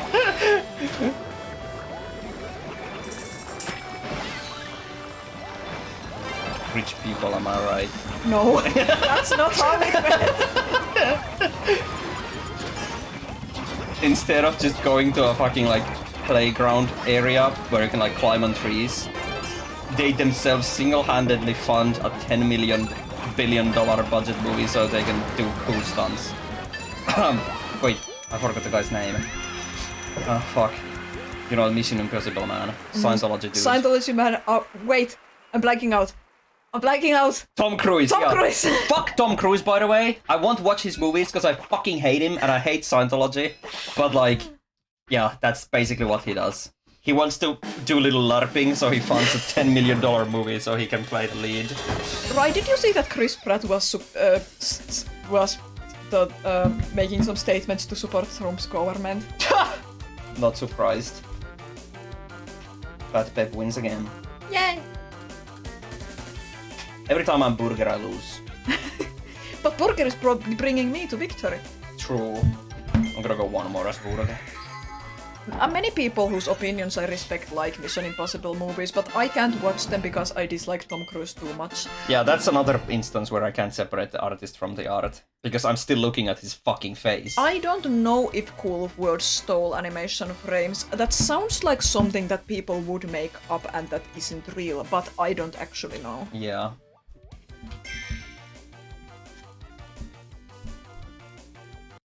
Oh my god, Balan plagiarized the music. Ice cream! The popsicles are so delicious. Good thing I watched the Mario movie in Finnish, so I didn't have to listen to Chris Pratt. Apparently it had pretty good Finnish voices. Yes. Veeti Kallio is a really good villain voice, I think he's Bowser in Finnish. I still feel like... Oh yeah, Forgor music. Actually no, now that I Oh, it's the Japanese one. No, it's sung entirely in a fictional language. Oh yes. Like Konoha. Japanese fictional languages sound like Japanese. I think if I were to make a fictional language myself, it would sound like Finnish. Because Yeah, I am probably. Finnish. What were you about to say about the Mario movie? Movies usually have a better translation than shows. So I think the Mario movie had a pretty good translation and it was felt like genuine and whatnot. Yeah. Where it's like, you know, like a Cuphead show, the translation was ass. I think the translation was okay, but the dubbing wasn't that good. Yeah, it's one or another usually. I think they had poor direction because Tume is usually really good. Yeah. I have a love-hate relationship with Juha Varis. I hate him 90% of the time, and then 10% of the time he does Victor Arcane in Finnish and he breaks my heart and is so good, or he does Megamind in Finnish and is better than the original voice. Like, what the hell? Why is he ass most of the time and then suddenly he's a master? What did Chris Pratt say? Do you know specifically what he said? He said something along the lines of that people want to hate Trump and RFK Jr. so badly that they're ignoring all the good things the government is doing. Something along those lines. Oh my god. Please look it up yourself to make sure I'm not misquoting. All the good things. Look at the concept. No, never mind. Concentration camps! Okay, yeah, Pep Cuphead has a Ruumiiton ääni. Yeah, that's the one of the craziest translation things. I forgot about that. I didn't watch a lot of it in Finnish, so I wouldn't know. Ruumiiton ääni, yeah, that's a bad translation. But you know, translations are overworked and underpaid, and now they just have to troubleshoot AI translations. Yeah. I have a special interest in translation and dubbing and localization. I can't help it, I've always had it. But it's been rearing its ugly head a lot lately.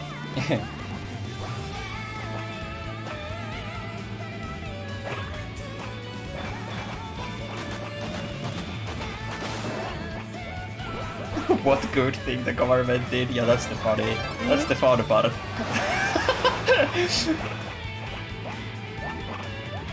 Look at these sausages. I can't look at the sausages, I'm racing. You should watch the Finnish version of things just to see what Rai was hearing. Well, it doesn't work because you don't understand Finnish, so you don't get the full picture.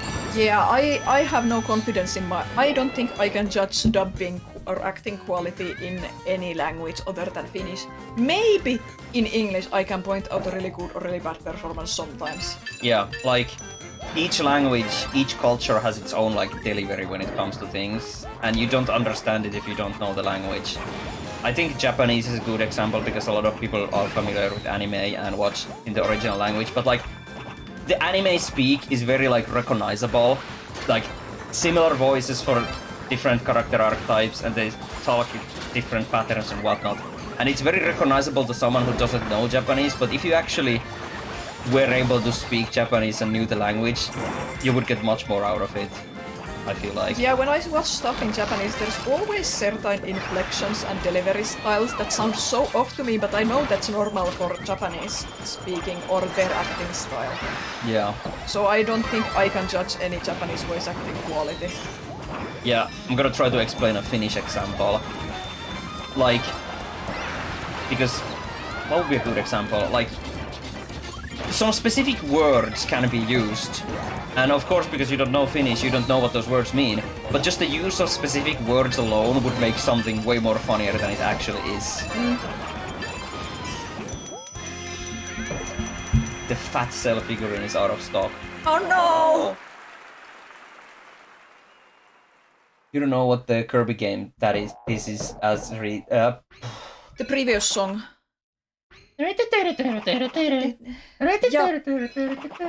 It's really familiar, but which Kirby game is it from? Yeah, I can't... It's a familiar song, but I can't point out which game it's from. You won again! It's the burger! I'm gonna change my costume. People often say Snufkin's original Finnish voice sounds flat, but he doesn't sound flat to a Finnish speaker. That's a good example. That's so cool. I listened to the English original Moomin dub. Snufkin sounds really over-animated to me. Yeah, he speaks like this! It's crazy! Yeah.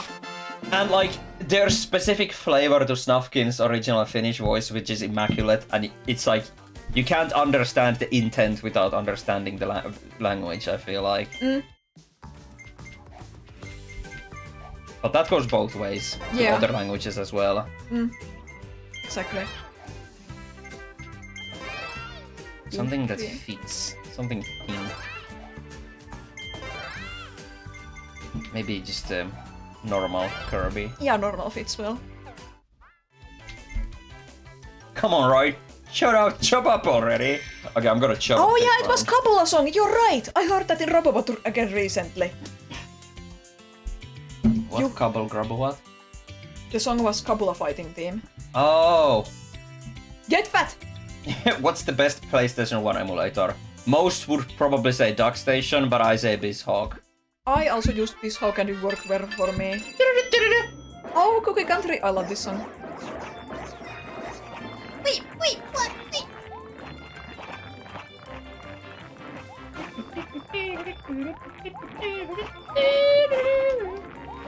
Oh! You stole my raspberry! It's going to be fun when we do the Dragon Ball Super rewatch to watch it in Japanese. I think we agreed on that. Yes. Some of the voices are kind of a jump scare. Like Whis in particular, his voice is kind of very different in Japanese because it's a different cultural differences. Yeah. You know, you cooked on which uses his straight voice. Please I remove love your Xian. hand immediately. I love Ian Sinclair as Whis in English. Oh my god, look at the little fairy on my hat. It's getting like super dizzy.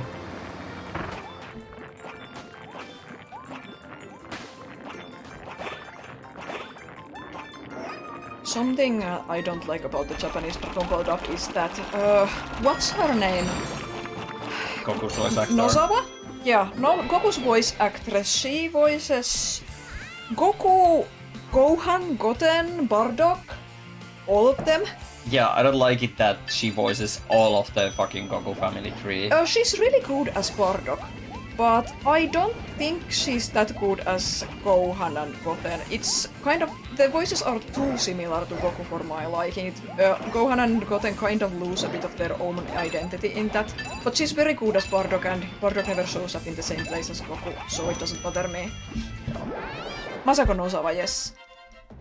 Mega Man X games. Oh, I got through the original classic Mega Mans, but I'm not sure if I'm interested in Mega Man X. Mega Man is another of those series. Like, I'm sure it's good.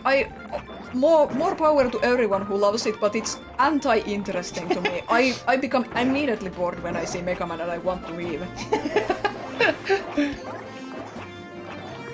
I don't know what it is. There's something about mecha stuff that really is the opposite of interesting to me.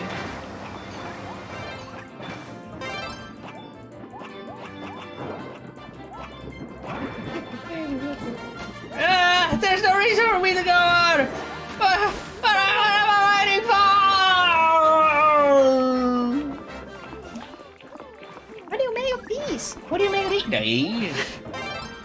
I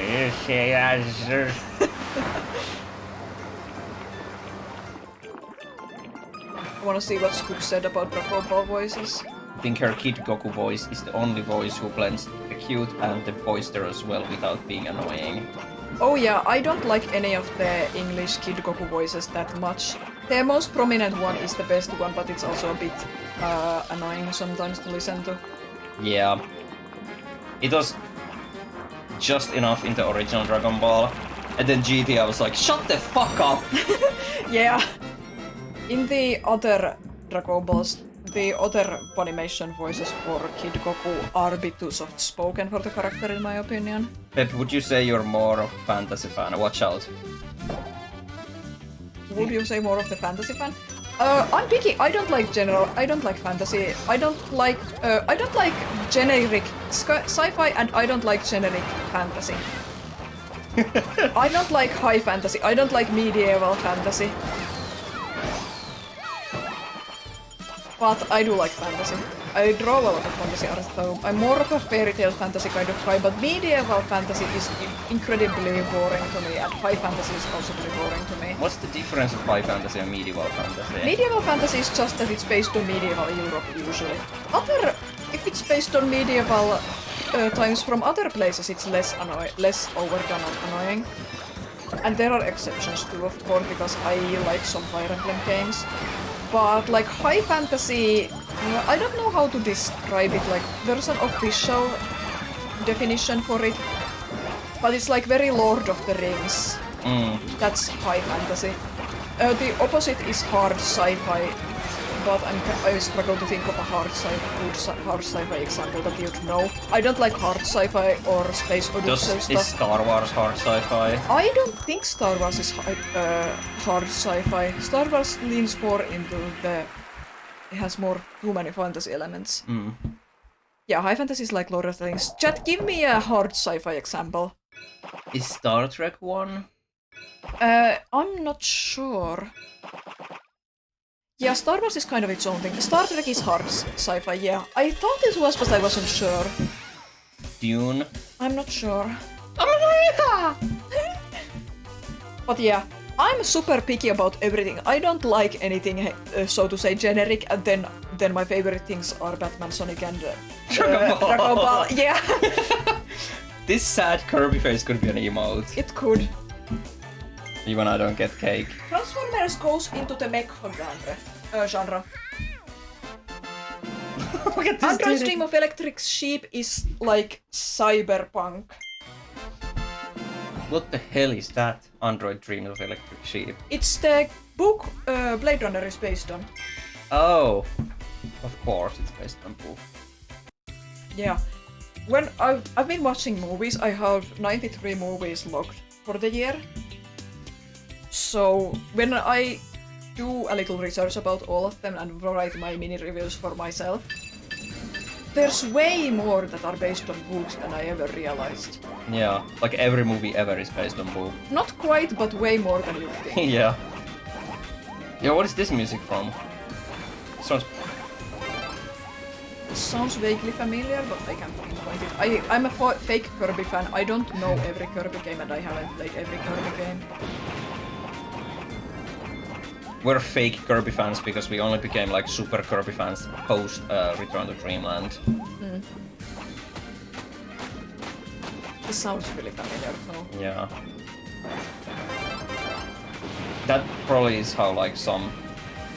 It's funny. For Rayman, I'm like the OG Rayman fan. I prefer the original games over post UbiArt.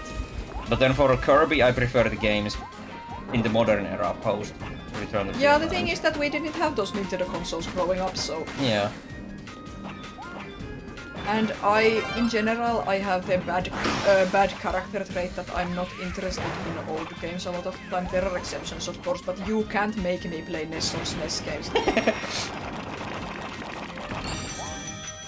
90% of movies are some sort of adaptation. People are mostly ignorant of how much it is. Your controversial opinion is genres suck and are limiting instead of just describing the content as it appears in that specific work. Yeah, that's a true. That's a fair take. I think we've talked about this before, me and you. Like there are descriptors. It's like Genres exist for a reason. They have their uses, but they're also really limiting and difficult. yeah, I think genres work best when they are descriptors. They give you a quick idea of what something is. But you shouldn't like go into a project thinking like this is going to be this and this genre and this, you know. But once the thing, whether it's a game or a movie, is done, after that you can describe it with some genres for like tags on the Steam store page or something. Yeah, people always Like Metroidvania is a really good genre to explain what a game is like. But I wouldn't like to say this is gonna be a Metroidvania. Yeah, I'm trying to think. I don't know. I actually get a lot out of Steam tags. Everyone says Steam tags suck, and I think they're user submitted, so I don't know. But they give me a really good idea of what a game is when I look at 4 or 5 tags listed on the page. Yeah. Obviously, there's always more to it, but it helps a lot, me at least, to make decisions about games.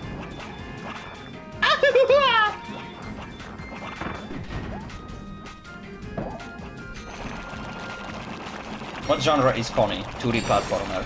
You hate when something is described to you as 50 buzzwords. Tell me what's in it. That's fair, that's actually true. Yeah, Metroidvania is a mixture of Metroid and Castlevania. It was called... what was it?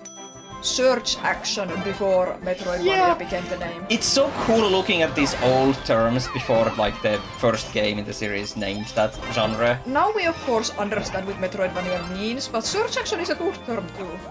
Search Action. It's an action game and you search. I suppose, what are you searching for? The exit? Upgrades, bosses, the exit. Maybe. I just feel like what we have now is better. It's kind of like how FPS games were called Doom clones or Doom-likes before the term FPS was coined.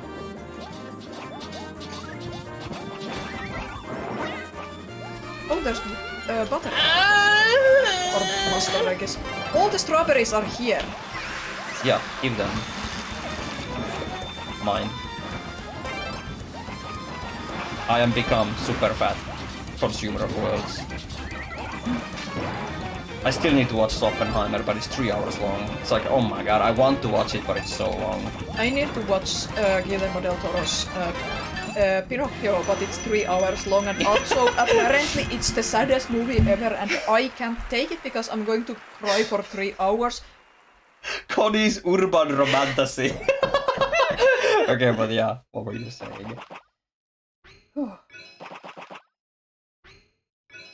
Would Sonic the Hedgehog count as a Metroidvania? Stupid question, I know. But technically, because Sonic games have a ton of branching open pathways. Yeah, what for where arcade say. If you want to get nitty-gritty about it. Yeah. Trust your gut.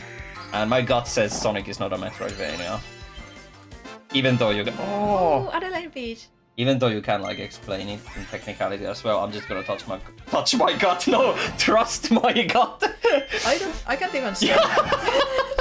Funny. I can't even say what genre of games I like because genres are whatever. I like platformers generally speaking, but other than that, I look at other aspects besides just the genre. But if I see a platformer, that immediately catches my attention usually. I like that one specific genre tag on Steam that's like open world survival crafting sandbox because it's just 5 or 4 words chained together and it describes the genre perfectly. Oh my god.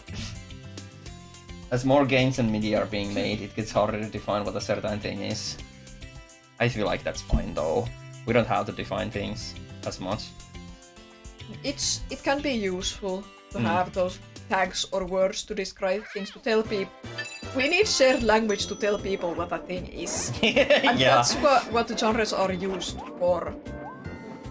It's like if you're browsing Steam. But they can also be so really limiting. Like, do you know how everything's an aesthetic nowadays and is sorted into neat little categories, and then people argue about what each aesthetic is, and then they invent new aesthetics. And then they start fighting about what is actually Fruity Guerrero and what isn't. Yeah. It's like, come on, dude. That's so limiting. These things are not set in stone. It's vibes. There's a million subclasses of Lolita, for example. Yeah.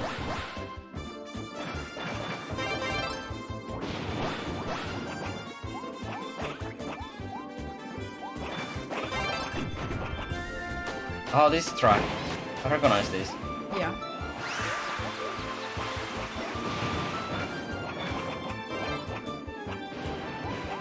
Sosig.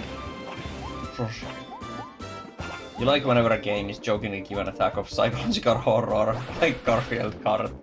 I don't like it because those memes make it hard for me to understand what a game actually is. Yeah. I hate it when people use them for jokes, but I hate jokes in general. I hate humor, I hate everything fun. To be fair, genre do help you with like music. You found this type of music genre, you call it glitch hop because of that. Music genres fuck me up. I don't know what genre any music is. Yeah. And all the music, all my favorite musicians make music in a style that can't be contained by any genre.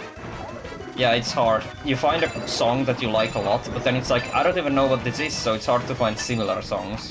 Yeah, that's the main reason why I'd like to know more about music genres, so I would find more of the same kind of stuff. But also, there's million music genres and nobody agrees. When I look up a musician, it lists that they make music in 5 different genres, so again, what's the point? Yeah. But Ray, I have too much time and need something to occupy my screen. So I'm going to argue with strangers about what something is how something is categorized. Oh yeah, it's so weird that indie is a music genre. Oh, this level has my favorite chords. Oh, what? I thought when people say indie music, they mean music made by a single guy, like indie sometimes games. they mean that, but indie music has been a genre for like 20 years. What? I don't know why. I think it started as actual indie music, but then it became its own genre. Interesting. But like I said, I don't know about music stuff very much. Yeah. I'm not the biggest music fan out there.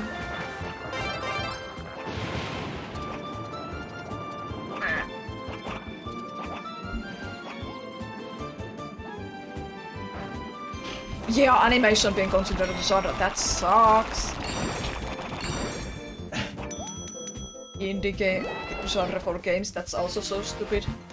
Yeah, because there's a bunch of indie games that aren't indie. They're made by full fucking studios.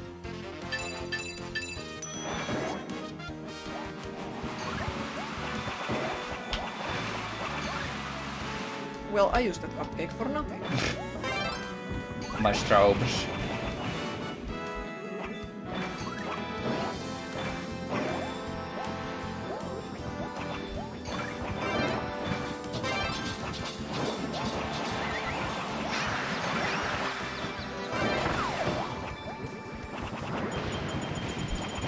Oh, my strawberry!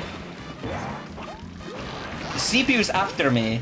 I'm really bad at these final clashes. Oh my god, give me all those strawberries!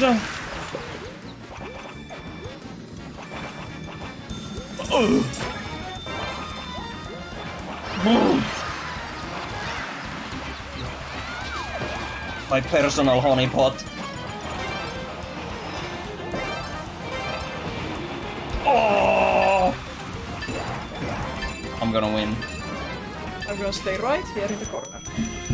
I'm gonna win. That's almost as bad as whenever animation is considered a genre. Indie, double A, triple A, I'm gonna win. quadruple A. And I'm getting all the bonuses as well! Company terms, again, those can be useful like indie and triple A, but there's so much that falls in between. What? Hello? Oh, sorry! I scared Pep by playing the sound effect. It was supposed to be the Fat Rye sound effect. Yeah, I didn't expect that.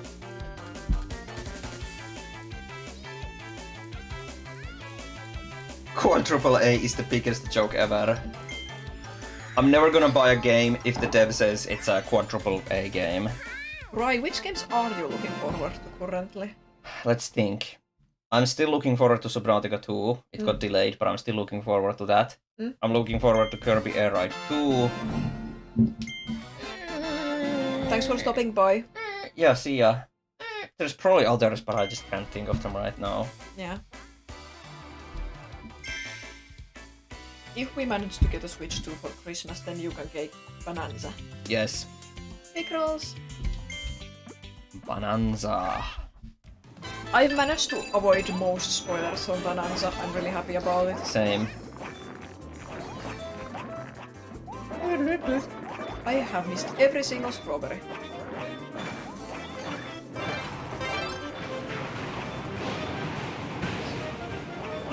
I recognize this track as well.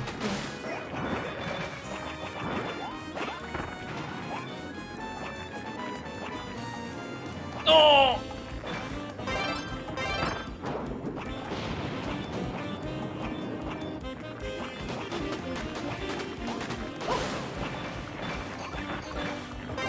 Ubisoft is the one to coin the term. Yeah, they were the ones to call their fucking failure pirate game, I think. Yeah. A quadruple game. Quadruple A Scala game. Bones or whatever it is called. Did that even release yet? Yeah, it released. Okay, yeah, and it bombed. I Yeah. remember correctly. CPU! My cake! Quadruple A. More like shit and trash A. You're so big. No, sorry, that was CPU. Yeah, you're used to me playing as the yellow Kirby, not the Yeah. case. Look at this elf-filling cake! Yep.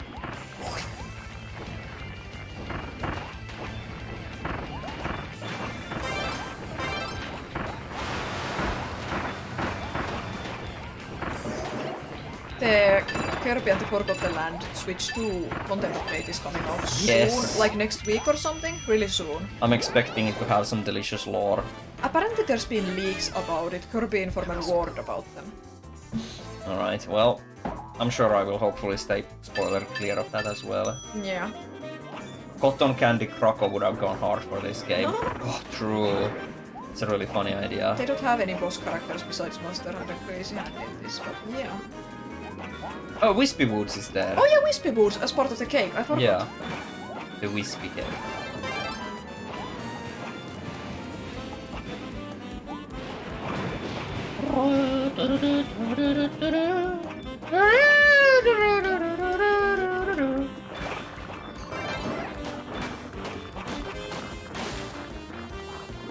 We gotta break through this, the CPU's ahead.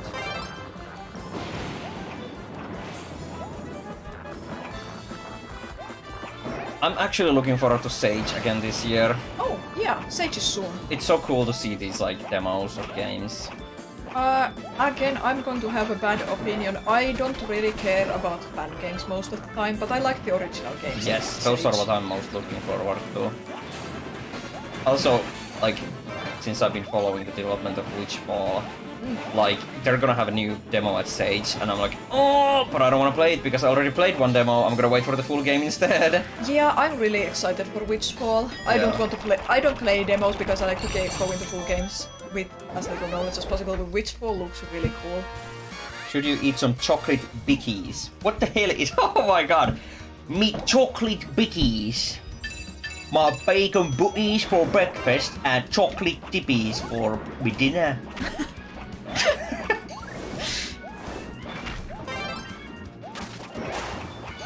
Oh my god, I need to be more aggressive in these final levels. I'm not.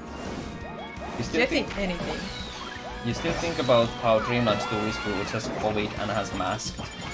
Oh yeah, I remember! It has a mask in Dreamland 2. He probably just has hay fever. Yeah, COVID-free.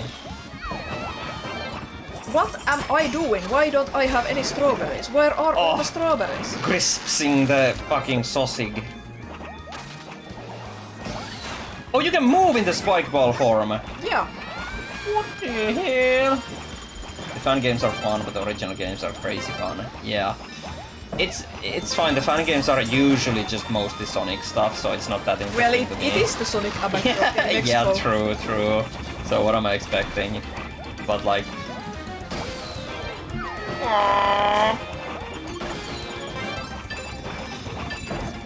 Oh my god! I'm gonna sabotage. Oh my god! No. Don't grab me! Don't grab me! Don't taste me, bro! Don't taste me! Oh my god! Wow. I got the most, but the bonuses will decide. You hope there are bugs in the new Sage, like bug-themed games. Yellow is biggest.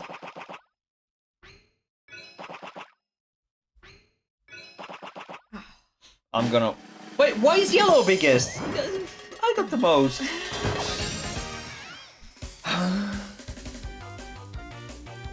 Okay, Cute I wanna wave. try online now. Alright. Let's see what happens. I don't know if I can partake in online, but we'll see. Yeah. If you can't, I'm only gonna do one match, but I wanna see how it would work. Yeah, if there are any players. Yeah, exactly.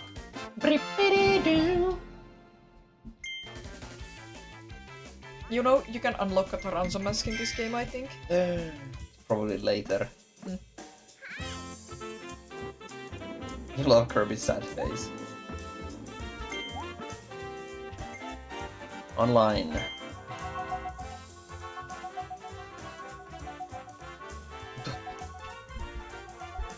There we go. Random.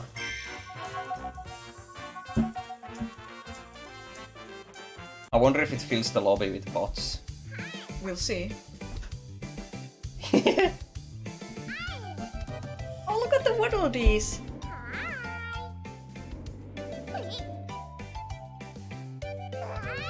Guys, this is like the scary entity SCP analog ARG anomaly iceberg YouTube abandoned online multiplayer games videos. I spent 100 days in an abandoned MMORPG. Here's what happened. YouTube actually recommended me a video like that today. Sorry for talking about generative AI, but that reminded me that there's Go off, King. tech journalist that I follow who said that the latest ChatGPT update feels people's reactions to it feels like a dying MMO. And I thought that was really interesting. Is abandoned on my list. It should be. Remind me to add abandoned to the entity list. Add him on Discord. Yeah. Dude, no one came! Do I win automatically? Like in a ride too? It might match you with bots, but we'll see. What a shame. No one is playing the game. Pancakes, tea time hamburgers, and whiskey stage. Race to the Strawberry Mountains.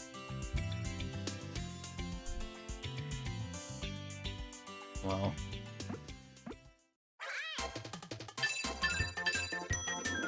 There's two Kirbys.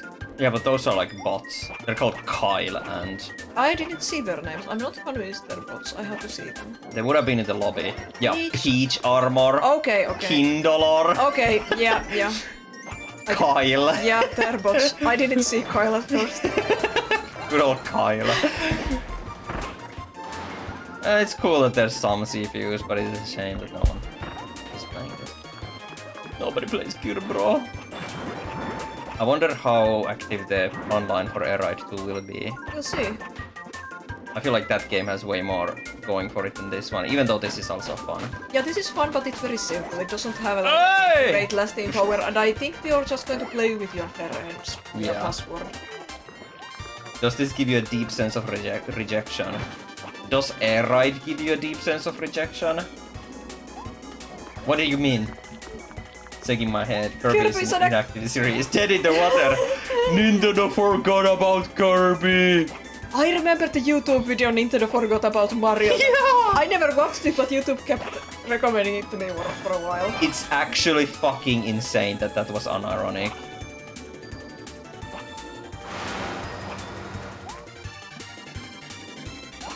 Klonoa is a forgotten series. Yeah. Klonoa is one of those series that they should do like the call to arms, like pitch a new game to us. But it's owned by Bandai Namco, and Bandai Namco is kinda shitty, so Like, that's never gonna happen. if there's not a new entry every week, then it's abandoned. Yeah. It is like a... You know how we talked about holding games to a different standard than movies and books? One thing that people also do with games is they say that a game is abandoned if a game is finished and released. Oh yeah, if there's no post-launch support. Yeah. Like, some people told me that Redemption was abandoned by the dev. Or like, I saw comments like that, and I'm just like... But Redemption is finished! I patched it, I fixed the bugs, that's it! Yep, Klonoa got remakes. And that's really good because Klonoa 2 is really difficult to play. But now I can actually recommend it to people. Yes. Ristar is another series that's actually like abandoned. Okay, maybe abandoned is the wrong word. It's just like they're not doing anything with it. An inactive series. Yeah, inactive. Possibly abandoned. Yeah. I don't have any interest in Ristar, so I don't have any strong opinions about it. But I have strong opinions about Klonoa and how I'd love to see another Klonoa game. Yeah.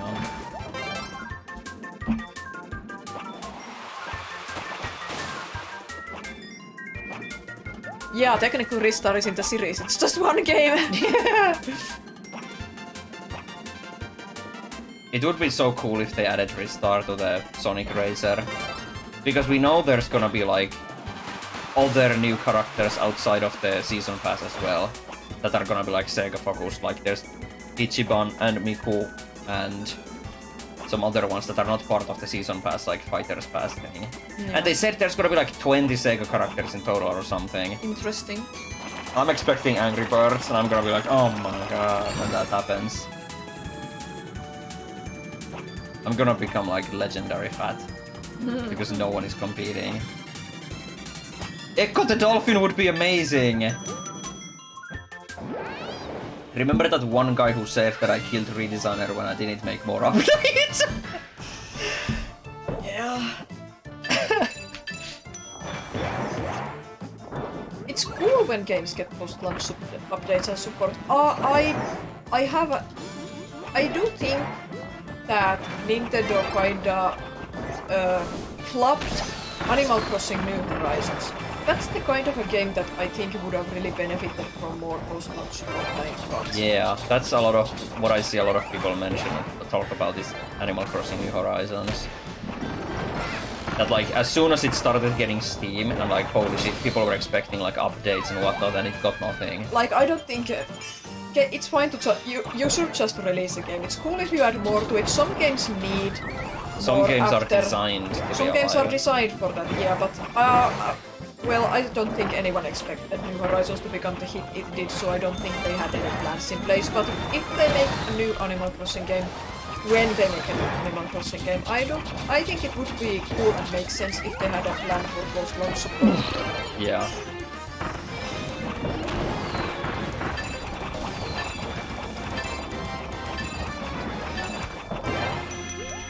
I became huge. Delicious. Actually fucking like master fat. Yeah, I wasn't here, so you could just own the game. Let's go back to co-op mode. Or like normal. Oh, Kyle has Franziska's hat. All of Animal Crossing's updates were stuff from previous games. Right off the bat, like swimming. Yeah, so they just added back old stuff. Oh right, I didn't even buy the game until they added cooking, so I didn't know that swimming wasn't there initially. That fucking emote works with the music. The blobby ass. Speaking of post-launch support, did you know Mario Maker 2 still only has 3D World as an extra style, even though the sub-menu is called Extra Game Styles, implying there would be more in the future? I remember that. People were going fucking feral over the sub-menu and how it said Extra Styles in plural, and nothing happened. That's so curious. I wonder what it said in Japanese. Like, is that some kind of an error, or did they cut their losses and decide to not add more styles at some point? Or did they just name it like that only for one style? That's something. Like when we talked about the Kirby Air Ride character select screen and how there's more space, I'm always like remembering that Mario Maker 2 one, and I'm like, it could be that we're not getting any more characters, but I still believe. Like someone pointed out, the question mark could just be like some unlockable character, because the random is like in the bottom right as a button. It's well possible. I still suspect 4 more characters for a full roster of 16, but we'll see. Either way, I don't think Laranza will be there, and I'm sad, and I will protest by playing only as Yellow Kirby. Look at the fucking penis fin at You're the a bottom. Fish. This is so stupid.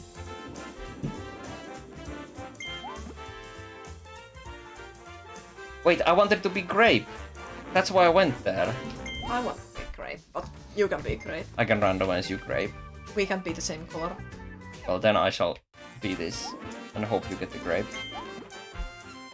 Randomize me. Almo. I'm a CPU! Oh shit. No. No. No. No. No. Wanna be great. just red. Let's keep going till we get Grape. Grapes for Pep. Hashtag grapes for Pep. But red marks was fun. But I want great.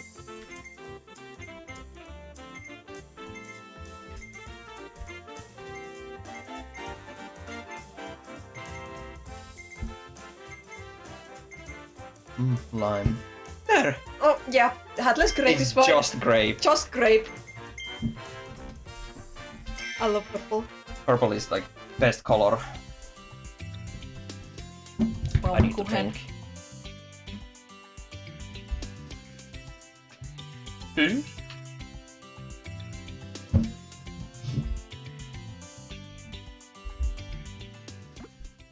Oh, you start on the scrinkly melody.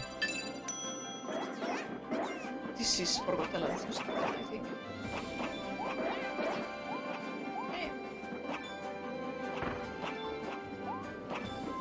Yeah, it is. Whoa!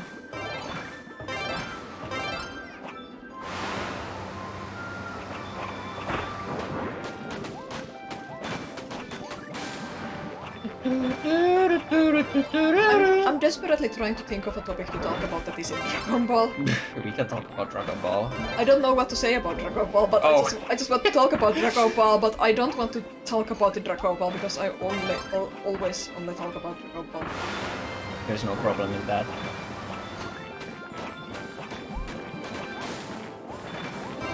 Oh, chat! The weather's finally letting up here. It's still a bit warm, but it's getting cold enough that we've been putting on the sauna, and I could take my duvet back in my bed. And I don't have my coolers anymore while I stream.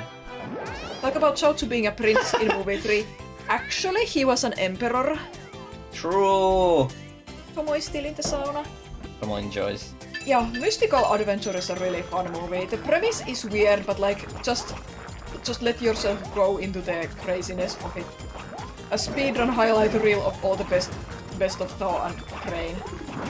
I think Master Crane is one of the most underrated Dragon Ball villains. He's really evil and sinister when you think about it. It's always those personal things. Yeah, the personal things make people seem more evil than they are. Like, Frieza is fucking evil, but he's super impersonal with almost all characters. Yeah. I like Crane, who... He was trying to, like, hurt or kill Chaozu right in front of everyone else when Chaozu refused to cheat. Yeah. That's harrowing. It's such a little thing, but it's harrowing. Crane, Hermit and Babidi are those. Yeah, Babidi is super underrated too. Bobby D is really fun. Again, I'm going to compare to Frieza because Frieza is great. And Frieza had that thing that he's kind of an interesting mix of childish character in many ways. Bobby D is also a villain who's very childish, but he's extremely different from Frieza, and I think he's really entertaining and really fucking evil. Yeah. And his English voice is really good. Yeah. The way Bobby D basically just abused Boo was so, like, horrible.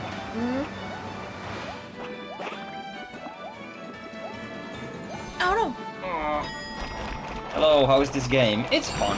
Yeah, It's fun though, like, this is basically just a podcast and we're talking shit. This game, I wouldn't be able to play this 3 hours on my own. You cheered when Boo blew him up? Yeah, Yes, we cheered. exactly. We were waiting for Boo to kill Bobby D. That's the good thing. It's so satisfying. You're on Boo's side. Boo is like really dangerous, but not out of his own will. Yeah. I can't believe Bobby D is also like super resilient. He was left with only his arm and head and still survived. Yeah. Oh no! I like this like fucked up aliens who can survive anything. He was constantly fat shaming Boo. Yeah, he's a shriveled little bean. Little freak.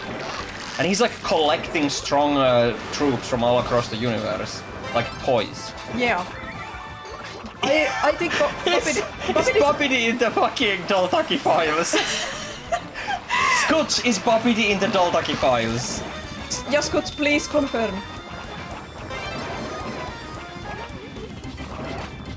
Chat, Doltaki Files has been making me laugh for a week straight. You don't know what could be. Such a funny joke. Doltaki is a great example of why GT sucks, but I will say I remember Doltaki very well. He has flavor. He has flavor. He's worth talking about, unlike real dog. Yeah. Goddamn GT sucks so much. I will just genuinely not understand. Like I can't like it's like I can't understand another language I hadn't studied. You know, I just can't understand it. I physically cannot understand people who like GT. Maybe they have childhood nostalgia, or maybe they appreciate the aspects about Dragon Ball that I don't think are as important. Yeah. I want to live and let live, but when I see people hating on Dragon Ball Super and saying that GT was the GOAT, who are you? Yeah. We can't talk. We will only fight. Stay in your lane. I will stay in my lane. Yeah. It's like, what the hell, dude?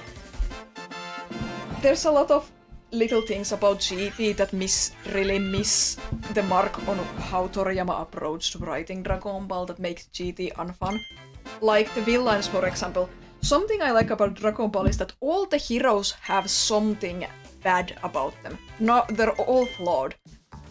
And all the villains have something to cut the evilness. There's something a little endearing or a little funny or a little silly about all the villains. Yeah. But in GT, they approach Goku kinda. Child Goku was fucking annoying GT, but they kinda approach Goku as this, wow, he's such a hero character, and ignored a lot of his flaws most of the time. And the villains in GT, for the most part, were just played straight seriously. No jokes, no fun, no silliness, no intrigue. Yeah, it's a character assassination of Goku, straight up. GT what like Dragon Ball goes. Like, I would genuinely like to hear from someone who really likes GT. Someone who didn't watch it as a child, someone who has watched it as an adult semi-recently and thinks GT is really good. Either that or someone who did, like, I just want to hear from someone who likes GT, like, just them explaining why they like GT. Yeah. And it's fine if it's nostalgia, but if it's not nostalgia, I would like to hear those points. Yeah. I'm not gonna discredit nostalgia because I like things for nostalgia as well. But like, if there's genuinely, like, I wanna open your cranium and look at your brain and inspect how it functions if you like GT. Yeah, like, I'm a Dragon Ball super fan. I think I legit might like Super more than original Dragon Ball or Z both. And I know that's an unpopular opinion, but Super is just a good mix of everything I like about Dragon Ball.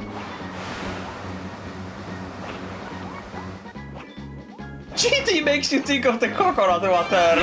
Fucking. Oh yeah! Scoots punished herself. She had to drink the coconut water every time something happened in GT. Oh, it was every time Goku said he's hungry. Yeah. Scoots drank the bad coconut water. Why did you do it? Why? Yeah, it was a drinking game with terrible juice. Every time Goku said, "Oh, I'm hungry," she had to take a sip. And holy fuck, it was a lot. Like I said, character assassination. Oh, I'm hungry. I'm hungry. I'm hungry. Shut the fuck up, Goku!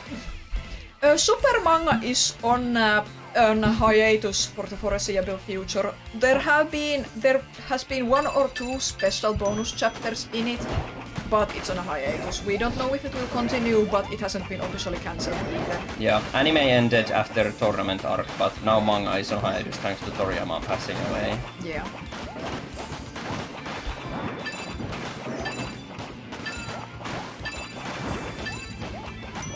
I haven't read the Super Manga yet. I'm already annoyed because I know all my favorite things about Super are not in the manga.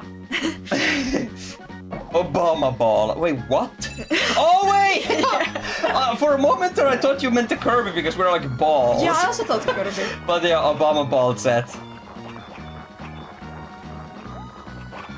Like, I'm sure Super Manga is fine, I'm sure it's not bad, but there's so many things I like about the anime specifically that just are not in the manga. For example, Gowasu and Samasu's relationship, that is super compelling to me. That's not in the manga at all, it doesn't exist there. That makes me sad. Also, Zamasu and Goku Black's relationship is not in the Super Manga, and that makes me sad. They don't have any of the good Frieza scenes, and that makes me sad. I think there's a bit more Shin in the manga.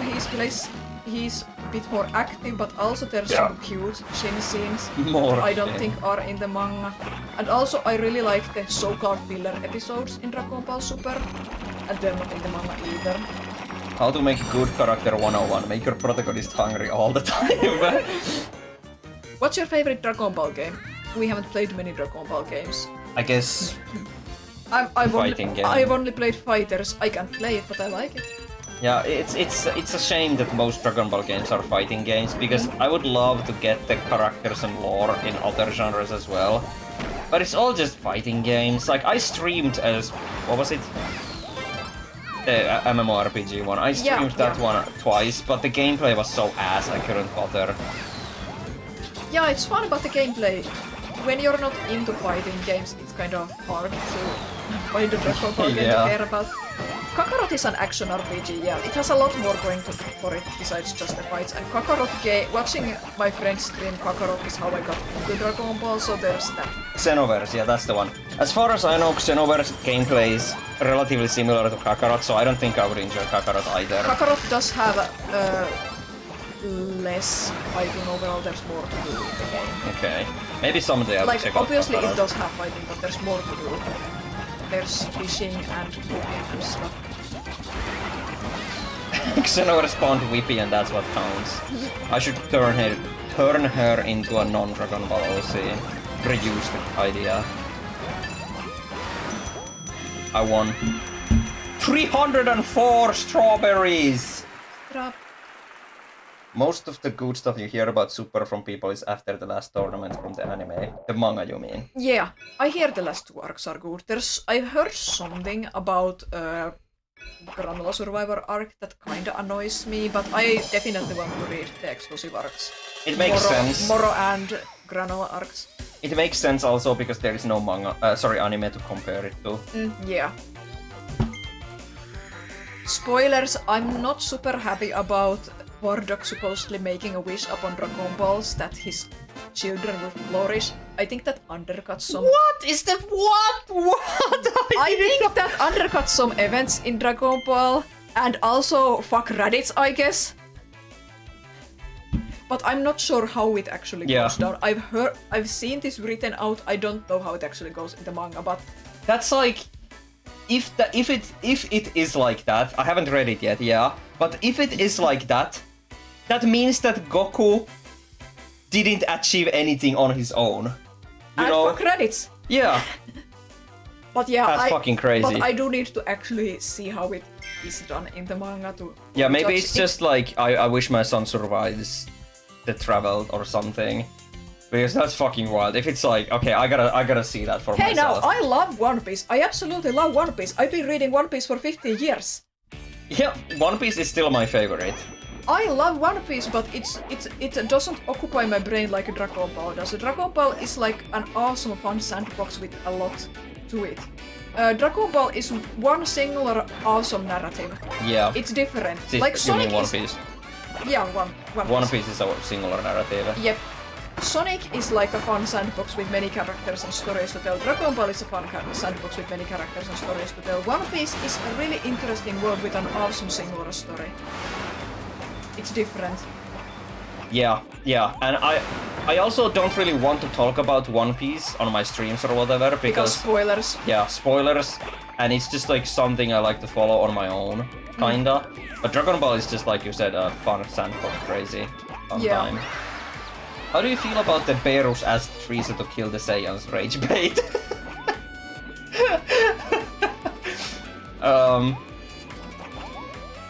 My understanding is that Frieza was already planning to do it, and Berus at most nudged him towards it because Berus is a lazy fuck. And I think that fits. Yeah, I honestly don't remember enough of the dialogue to say how I feel about it. I still, like, killing the Saiyans was Frieza's decision in the end. That's how it should be in my head. But I don't know how Berus relates to it, I don't remember. I think it depends. Was it in the movie or the show? I think it depends on the version. In the show they mention that... I forget what exactly they say in Super Anime, but they mention it. I think they mentioned that that Berus approved of Frieza killing the Saiyans. Okay. I just feel like it makes Frieza more evil if he made the decision to kill the Saiyans himself. Yeah, but for me, I don't really care. For me, it makes sense that Berus potentially nudged him towards that, but I mean, Frieza, I think, was going to kill them anyway. Yeah. I don't have strong opinions about that. You always thought Frieza decided to execute the Saiyans because there was a legendary he was warned about of. Maybe that's what Berus did? Like, told Frieza about the legend, that Berus was also afraid of the legend. Or, no, wait, Berus was afraid of the Super Saiyan God. No, We're not afraid, interested. Yeah, okay. And he had a premonition dream about it. Okay. Berus didn't know what Yes. this. Okay, yeah, that actually fits in my head canon. I don't know how it's made officially, but that actually makes it much better in my head. Because Frieza was afraid of Super Saiyan. And Berus was like, hey Frieza, did you know about this thing called Super Saiyan? And Frieza was like, what? What? What do you mean? Berus walks out of the room. What do you mean? Tell me! You know? That actually fits much better in my opinion. Like, that was the nudge. Berus told Frieza about Super Saiyan, which he should be wary of. Or something or another. Yeah. That I'm happy with that.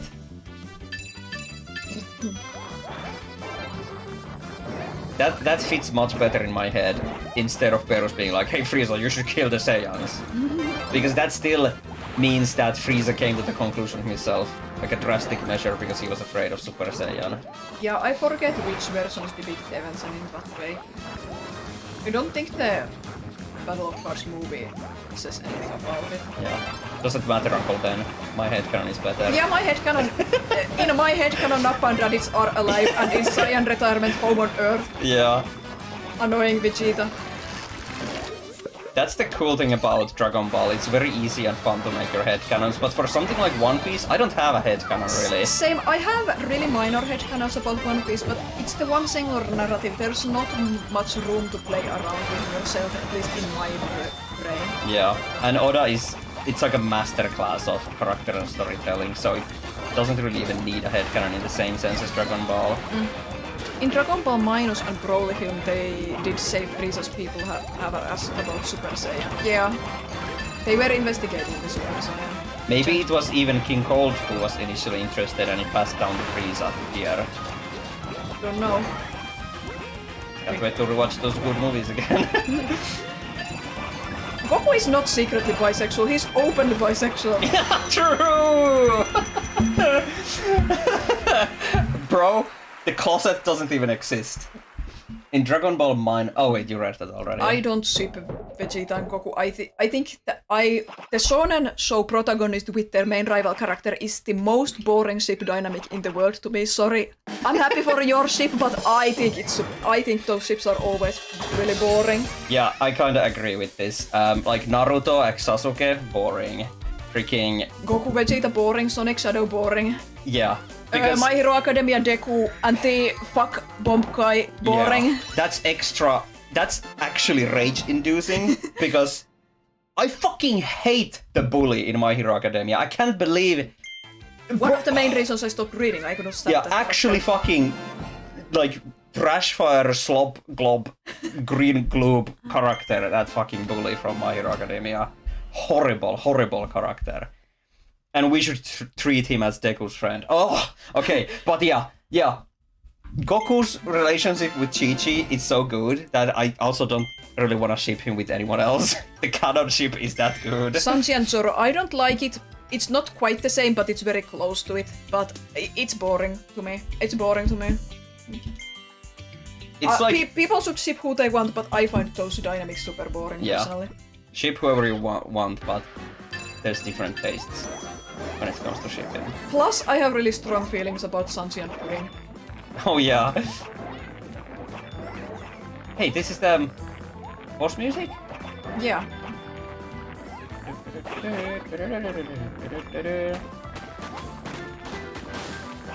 Chat, give me your ships, I'll rate them. Yeah, give me your ships and Pep will rate them. Even crack ships are allowed.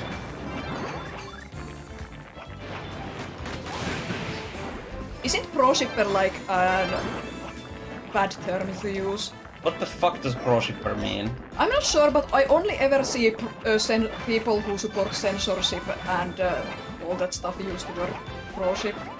Like, I feel like I'm not this sure has been. what it means. I feel like this has been explained to me multiple times already, but there's like people on like Blue Sky or whatever, and in their bio it says like pro shippers do not interact or anti-ship. Like, what the fuck does that mean? Pro what? I don't know. Shipping is fun. People should be allowed to ship. The fictional characters for crying out loud. No, but problematic ship is what it means. Okay, but who decides what the problematic is? yeah, like what's a problematic ship? Ship Piccolo with the other two Namekians he fused with.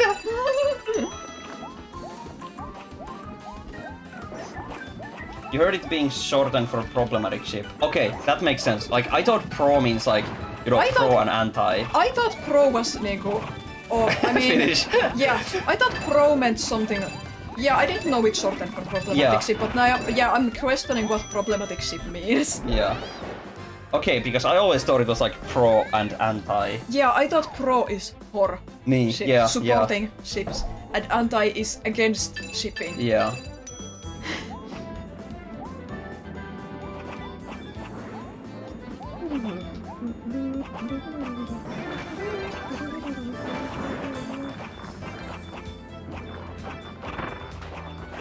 I don't really actively ship characters other than own OCs, but like there is a specific crack ship that I find funny and pretty funny, and you can rate it now all you want. It's Goku and Miku. I think Goku and Miku is fine. It's like completely different things from two completely different franchises, but like, I think they're cute together. Anti is against problematic cause pro was the short, so they had to come up with a term for being against problematic Okay, shipping. I'm going to say this sounds like Tumblr teenager speak, and I don't partake in this. I'm an adult. I can make my own decisions. I'm fucking sweating. Fucking Tumblr brain right now. Sorry, maybe I'm mean, but like, Tumblr has so much of this like, holy fuck, who cares things, in my opinion. Still don't know what counts as a problematic ship. Because I think everyone has a different idea of what a problematic ship is. Yeah. It is, thank you, Pep. Tumblr teenager drama. People need to stop moralizing other people's shit. Like, if you're shipping adult characters with minor characters, yeah, that's not great, but like... Just let people be idiots. Yeah. Bubsy Axe Gex seems to be a common one. That one is fun. I've seen that quite a bit actually. Axe Gex, yeah, that's silly. Oh! I don't like fandoms or partake in fandoms very much. I have my own ships in stuff I like. Problematic ship means anything that would be considered bad in real life. Okay, but they're fictional characters. There's also that it's very culturally dependent. Yeah. There's people who think... Is there? Sorry. Yeah, sorry, I can speak.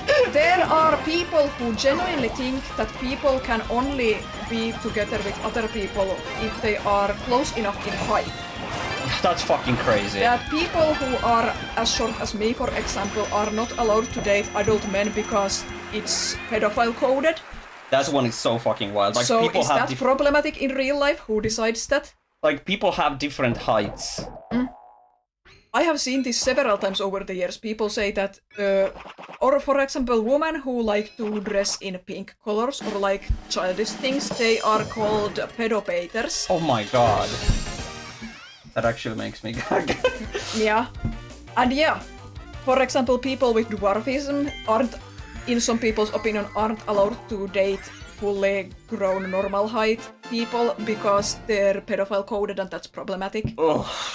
People are fucking insane and spend too much time online. But my 3-meter tall Dragon Ball waifu! Yeah! You would post the definition dictionary gives for pro shipper, but you're not sure if it's against the Twitch toss. I can just check it out later. I think it's enough to know that it's like means problematic. Yeah. Yeah, the size thing is fucking wild. I've heard of it before, and it's just like people need to touch grass. And also in real life, sometimes a person turns 18 before their partner who is 17. Yeah. There's just a lot of nuance, and people like to police in fandom spaces. Obviously there are people who are really weird and like really bad and uncomfortable ships. For example, with obvious children and adults, and that's not great, but I also just want to give those idiots their right to be idiots in peace when it's fictional characters. Yeah. Like, you will know when it becomes a fucking problem, you know?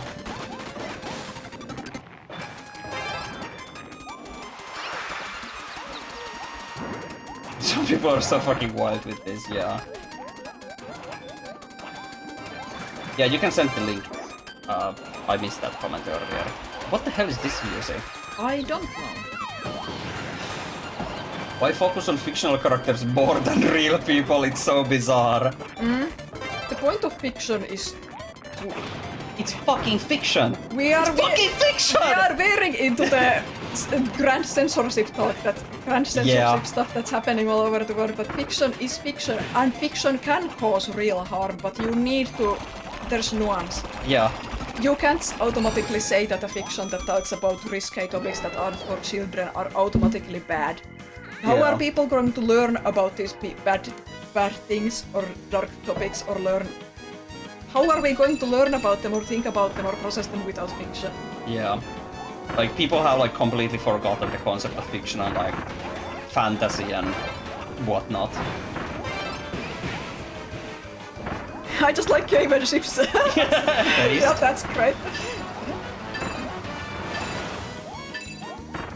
Is this what you come back to? Ship talk? Off-board? What does off-board mean? Feel free to leave if you You're don't massive! like it. Oh, that wasn't the finale yet. Yep. I can still win. I don't like this music. This is pixel music. I don't like it. Yeah, I don't recognize this either. It's kind of cray.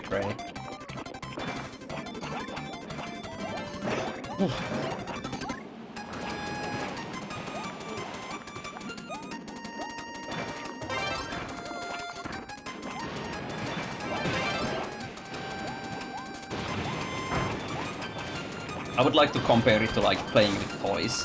You're not gonna walk into someone's room and be like, you're playing with these toys wrong! You know? Like these fictional characters. Or like, I don't like the way you're playing with these toys, it makes me uncomfortable, so you shouldn't do this with your toys either. Wait, that's basically just the censorship thing that's happening. Like, obviously there is something to it that it's not that great that children are exposed to some kind of material on the internet, but also mass censorship is not the answer. Yeah. It was so fucking funny, the clip of like some UK like politician who was like, please stop using VPNs. This is the greatest step in protecting kids ever. Please stop using VPN.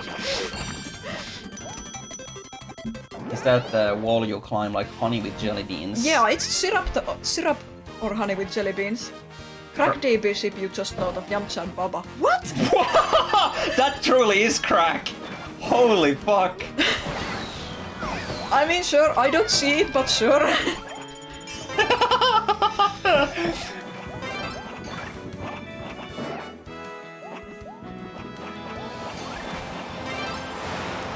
I said this before, but I still find it hilarious. I was sure that Yamcha and Tien as a popular ship was just a case of pairing the spares, and because female characters like to be ignored in certain fandom spaces, the people ship them because they're the only male characters left to ship here. But no, we watched Global! They, oh my god, they have more chemistry than many of the canon ships. Dude, Yamcha and Tien have more chemistry and moments than Yamcha and Bulma. Yeah. There's the scene before Tien fights against Tao Pai Pai, I think, and Yamcha just grabs his hand and gives him that look. Yeah, and Tien looks back and no words exchange, but the tension is fucking crazy. Also, there's this recurring joke for us, at least for me, that during one of the filler arcs in the original Dragon Ball, they had this like training sesh together. Oh yeah, training sesh before the Piccolo Junior arc. Yeah, and I just like to think that they it's like, you know how there's like the meme like never forget what happened summer and insert year here. Freaking Tien and Yamcha had together shared a training summer, if you know what I mean. Goku Black and Samus is one of the best ships, though not gonna lie. Actually true. It's almost canon. It's so fucking good. Dude, they hugged on screen. They merged on screen.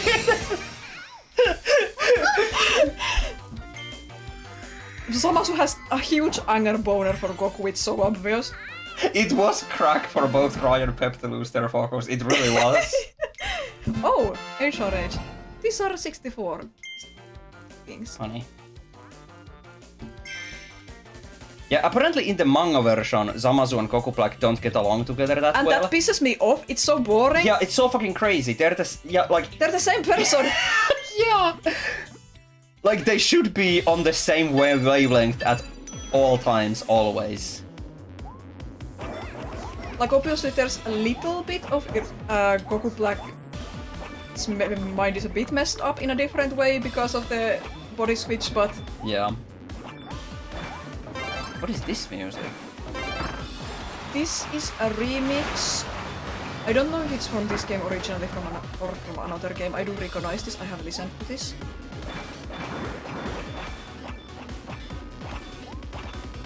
That's also, you know how there's a lot of like talk and controversy about why did Bulma leave Yamcha, and there's like misconceptions about Yamcha cheating and whatnot.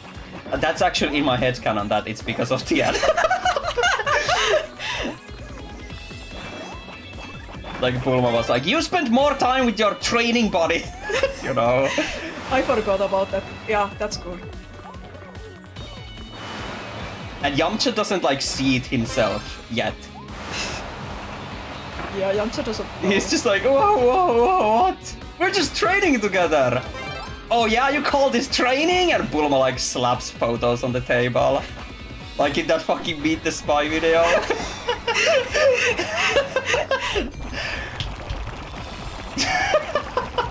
I leave the photos up to your imagination.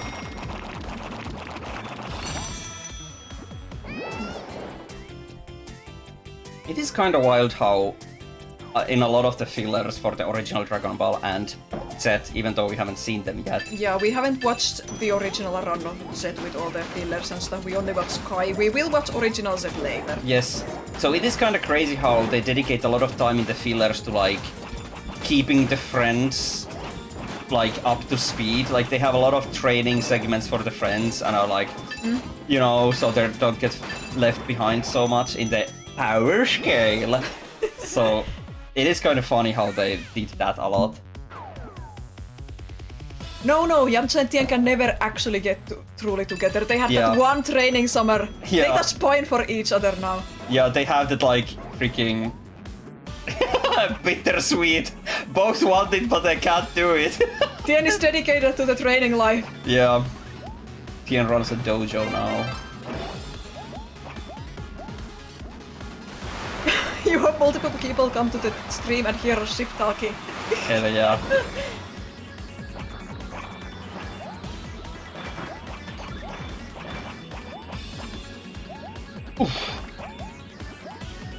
Guys, those who have read or watched Super, did you notice how bad of a simp Frost is? Oh yeah, that's fucking amazing. Like, it doesn't help that the voice actor, his English voice actor himself says he's only ever cast as gay characters and losers. Frost fucking loves Frieza. Simped so hard he didn't see what was happening. Yeah.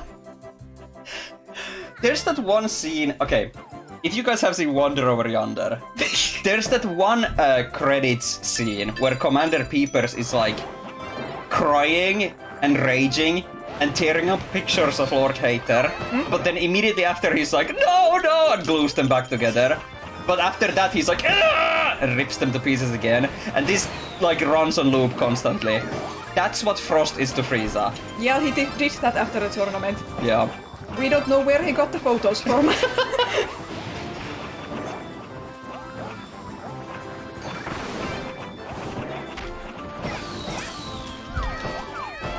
He is a big simp.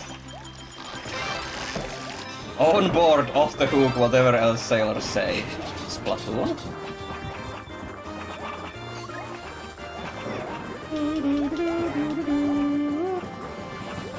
Whoa. I do like all the canon couples in Dragon Ball except Trunks and Mai. I mean, I'm kinda indifferent to it. It's a bit too weird for me and I'm not a fan of Pilaf and the gang and Trunks seems too gay to me. But like, yeah. out of the canon ships, that's the one I ignore.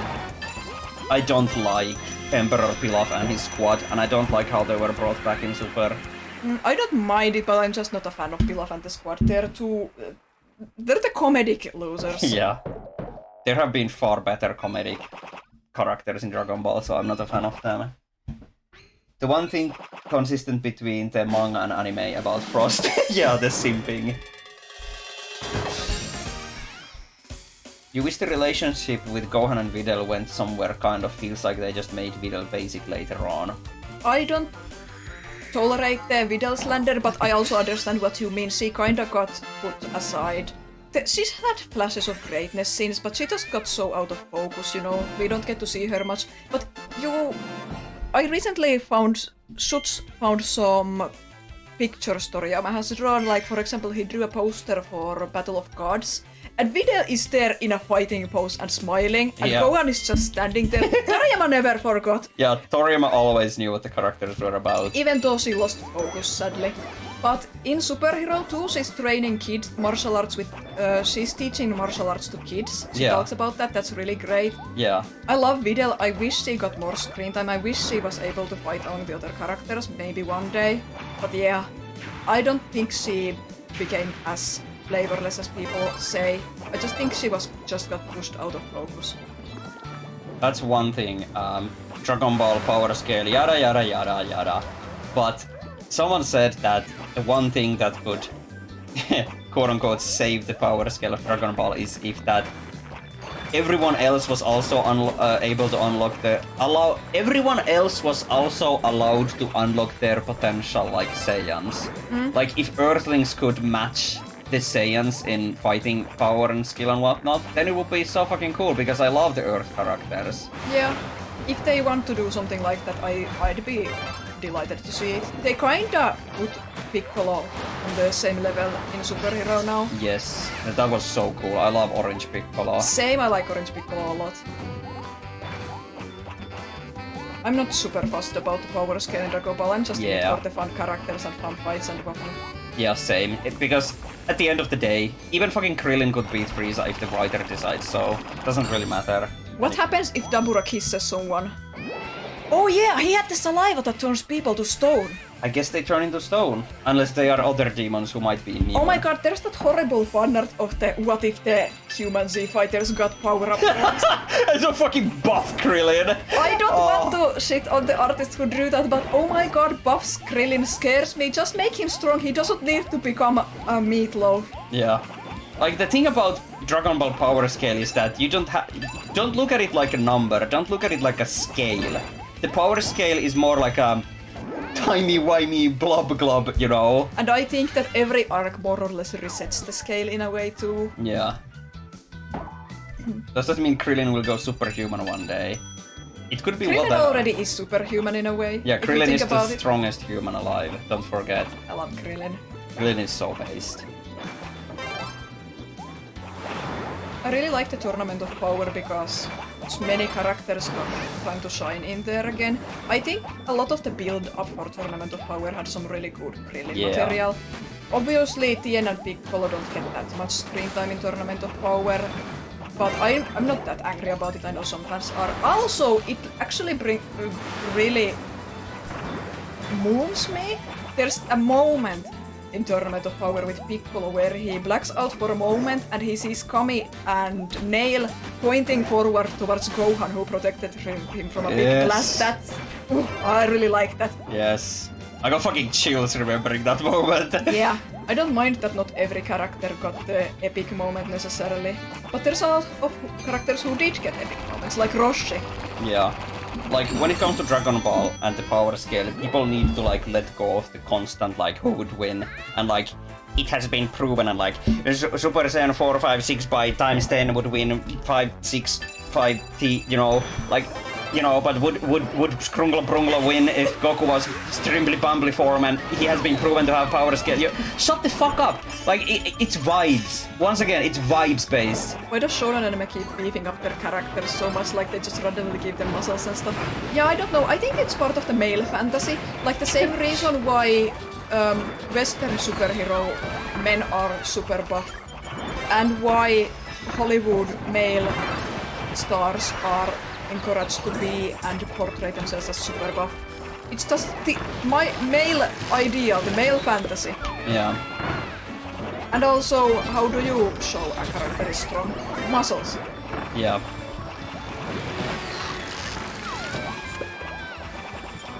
I think that with both Dragon Ball and One Piece 2, it's part of art style evolution. The characters become bulkier over time.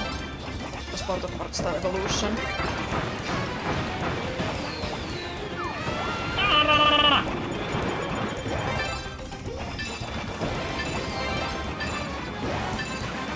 Oh! My secret stash. Welcome to the stash! Yeah, Usopp got buff during the time skip. That's one of the things that makes sense.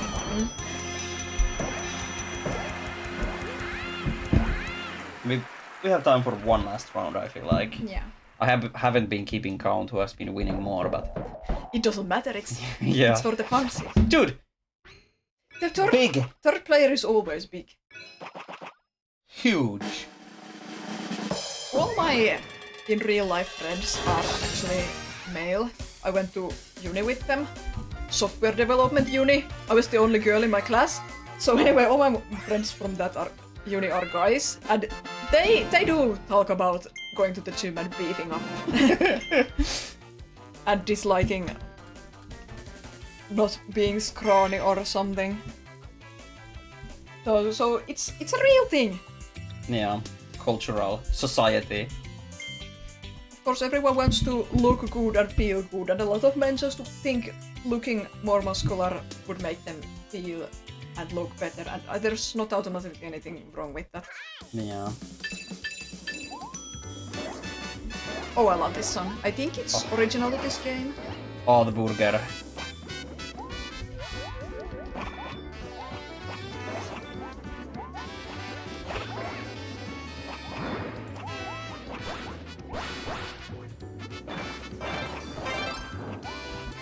You love your skinny body. Hell yeah, it's good that you are content with your own body.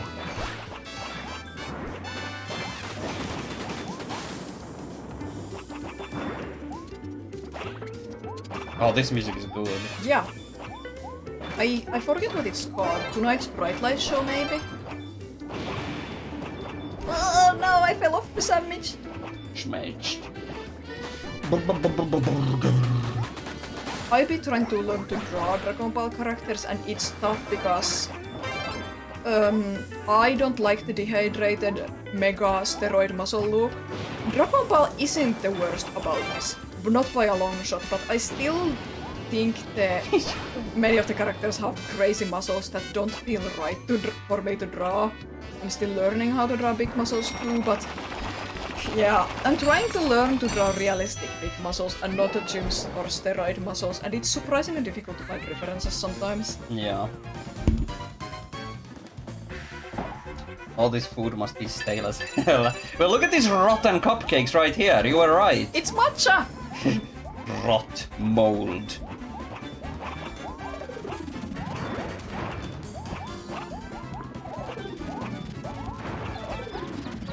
Something that was a real struggle for me. I'm slowly getting the hang of it is thigh muscles. And holy hell, when you look for references online, those gym thigh muscles are crazy. Look at those waddledy balls at the start. They're so funny. There's that new Dragon Ball game. That's I know where this is going. yeah, you know. It's in playtest. I forget the name. It's like a mobile game. Some kind of a MOBA game. You fight as a team with a few characters. It has a closed playtest thing. Doesn't have a big character roster, but Cooler is in that game.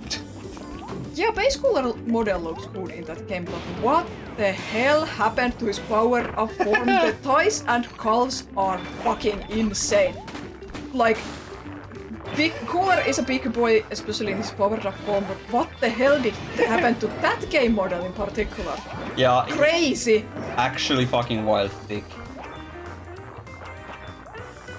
Seeing people with muscles that look like they're going to explode make you freak out, like, genuinely. There was a controversy earlier this year. I forget which actor it was about, or a musician, or some famous man who had gained weight or something. Their body had gotten more natural and less built. And then Manosphere guys got really angry when women said that he looks better now.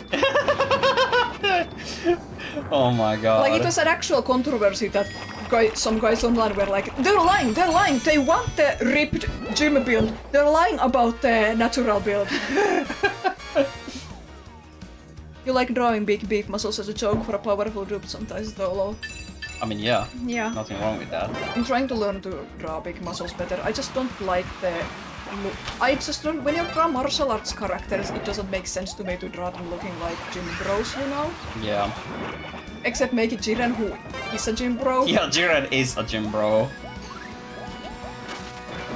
But I also have super high standards for myself when I draw characters, whether it's own characters or camera. Oh! I try to add a lot of facial and build diversity.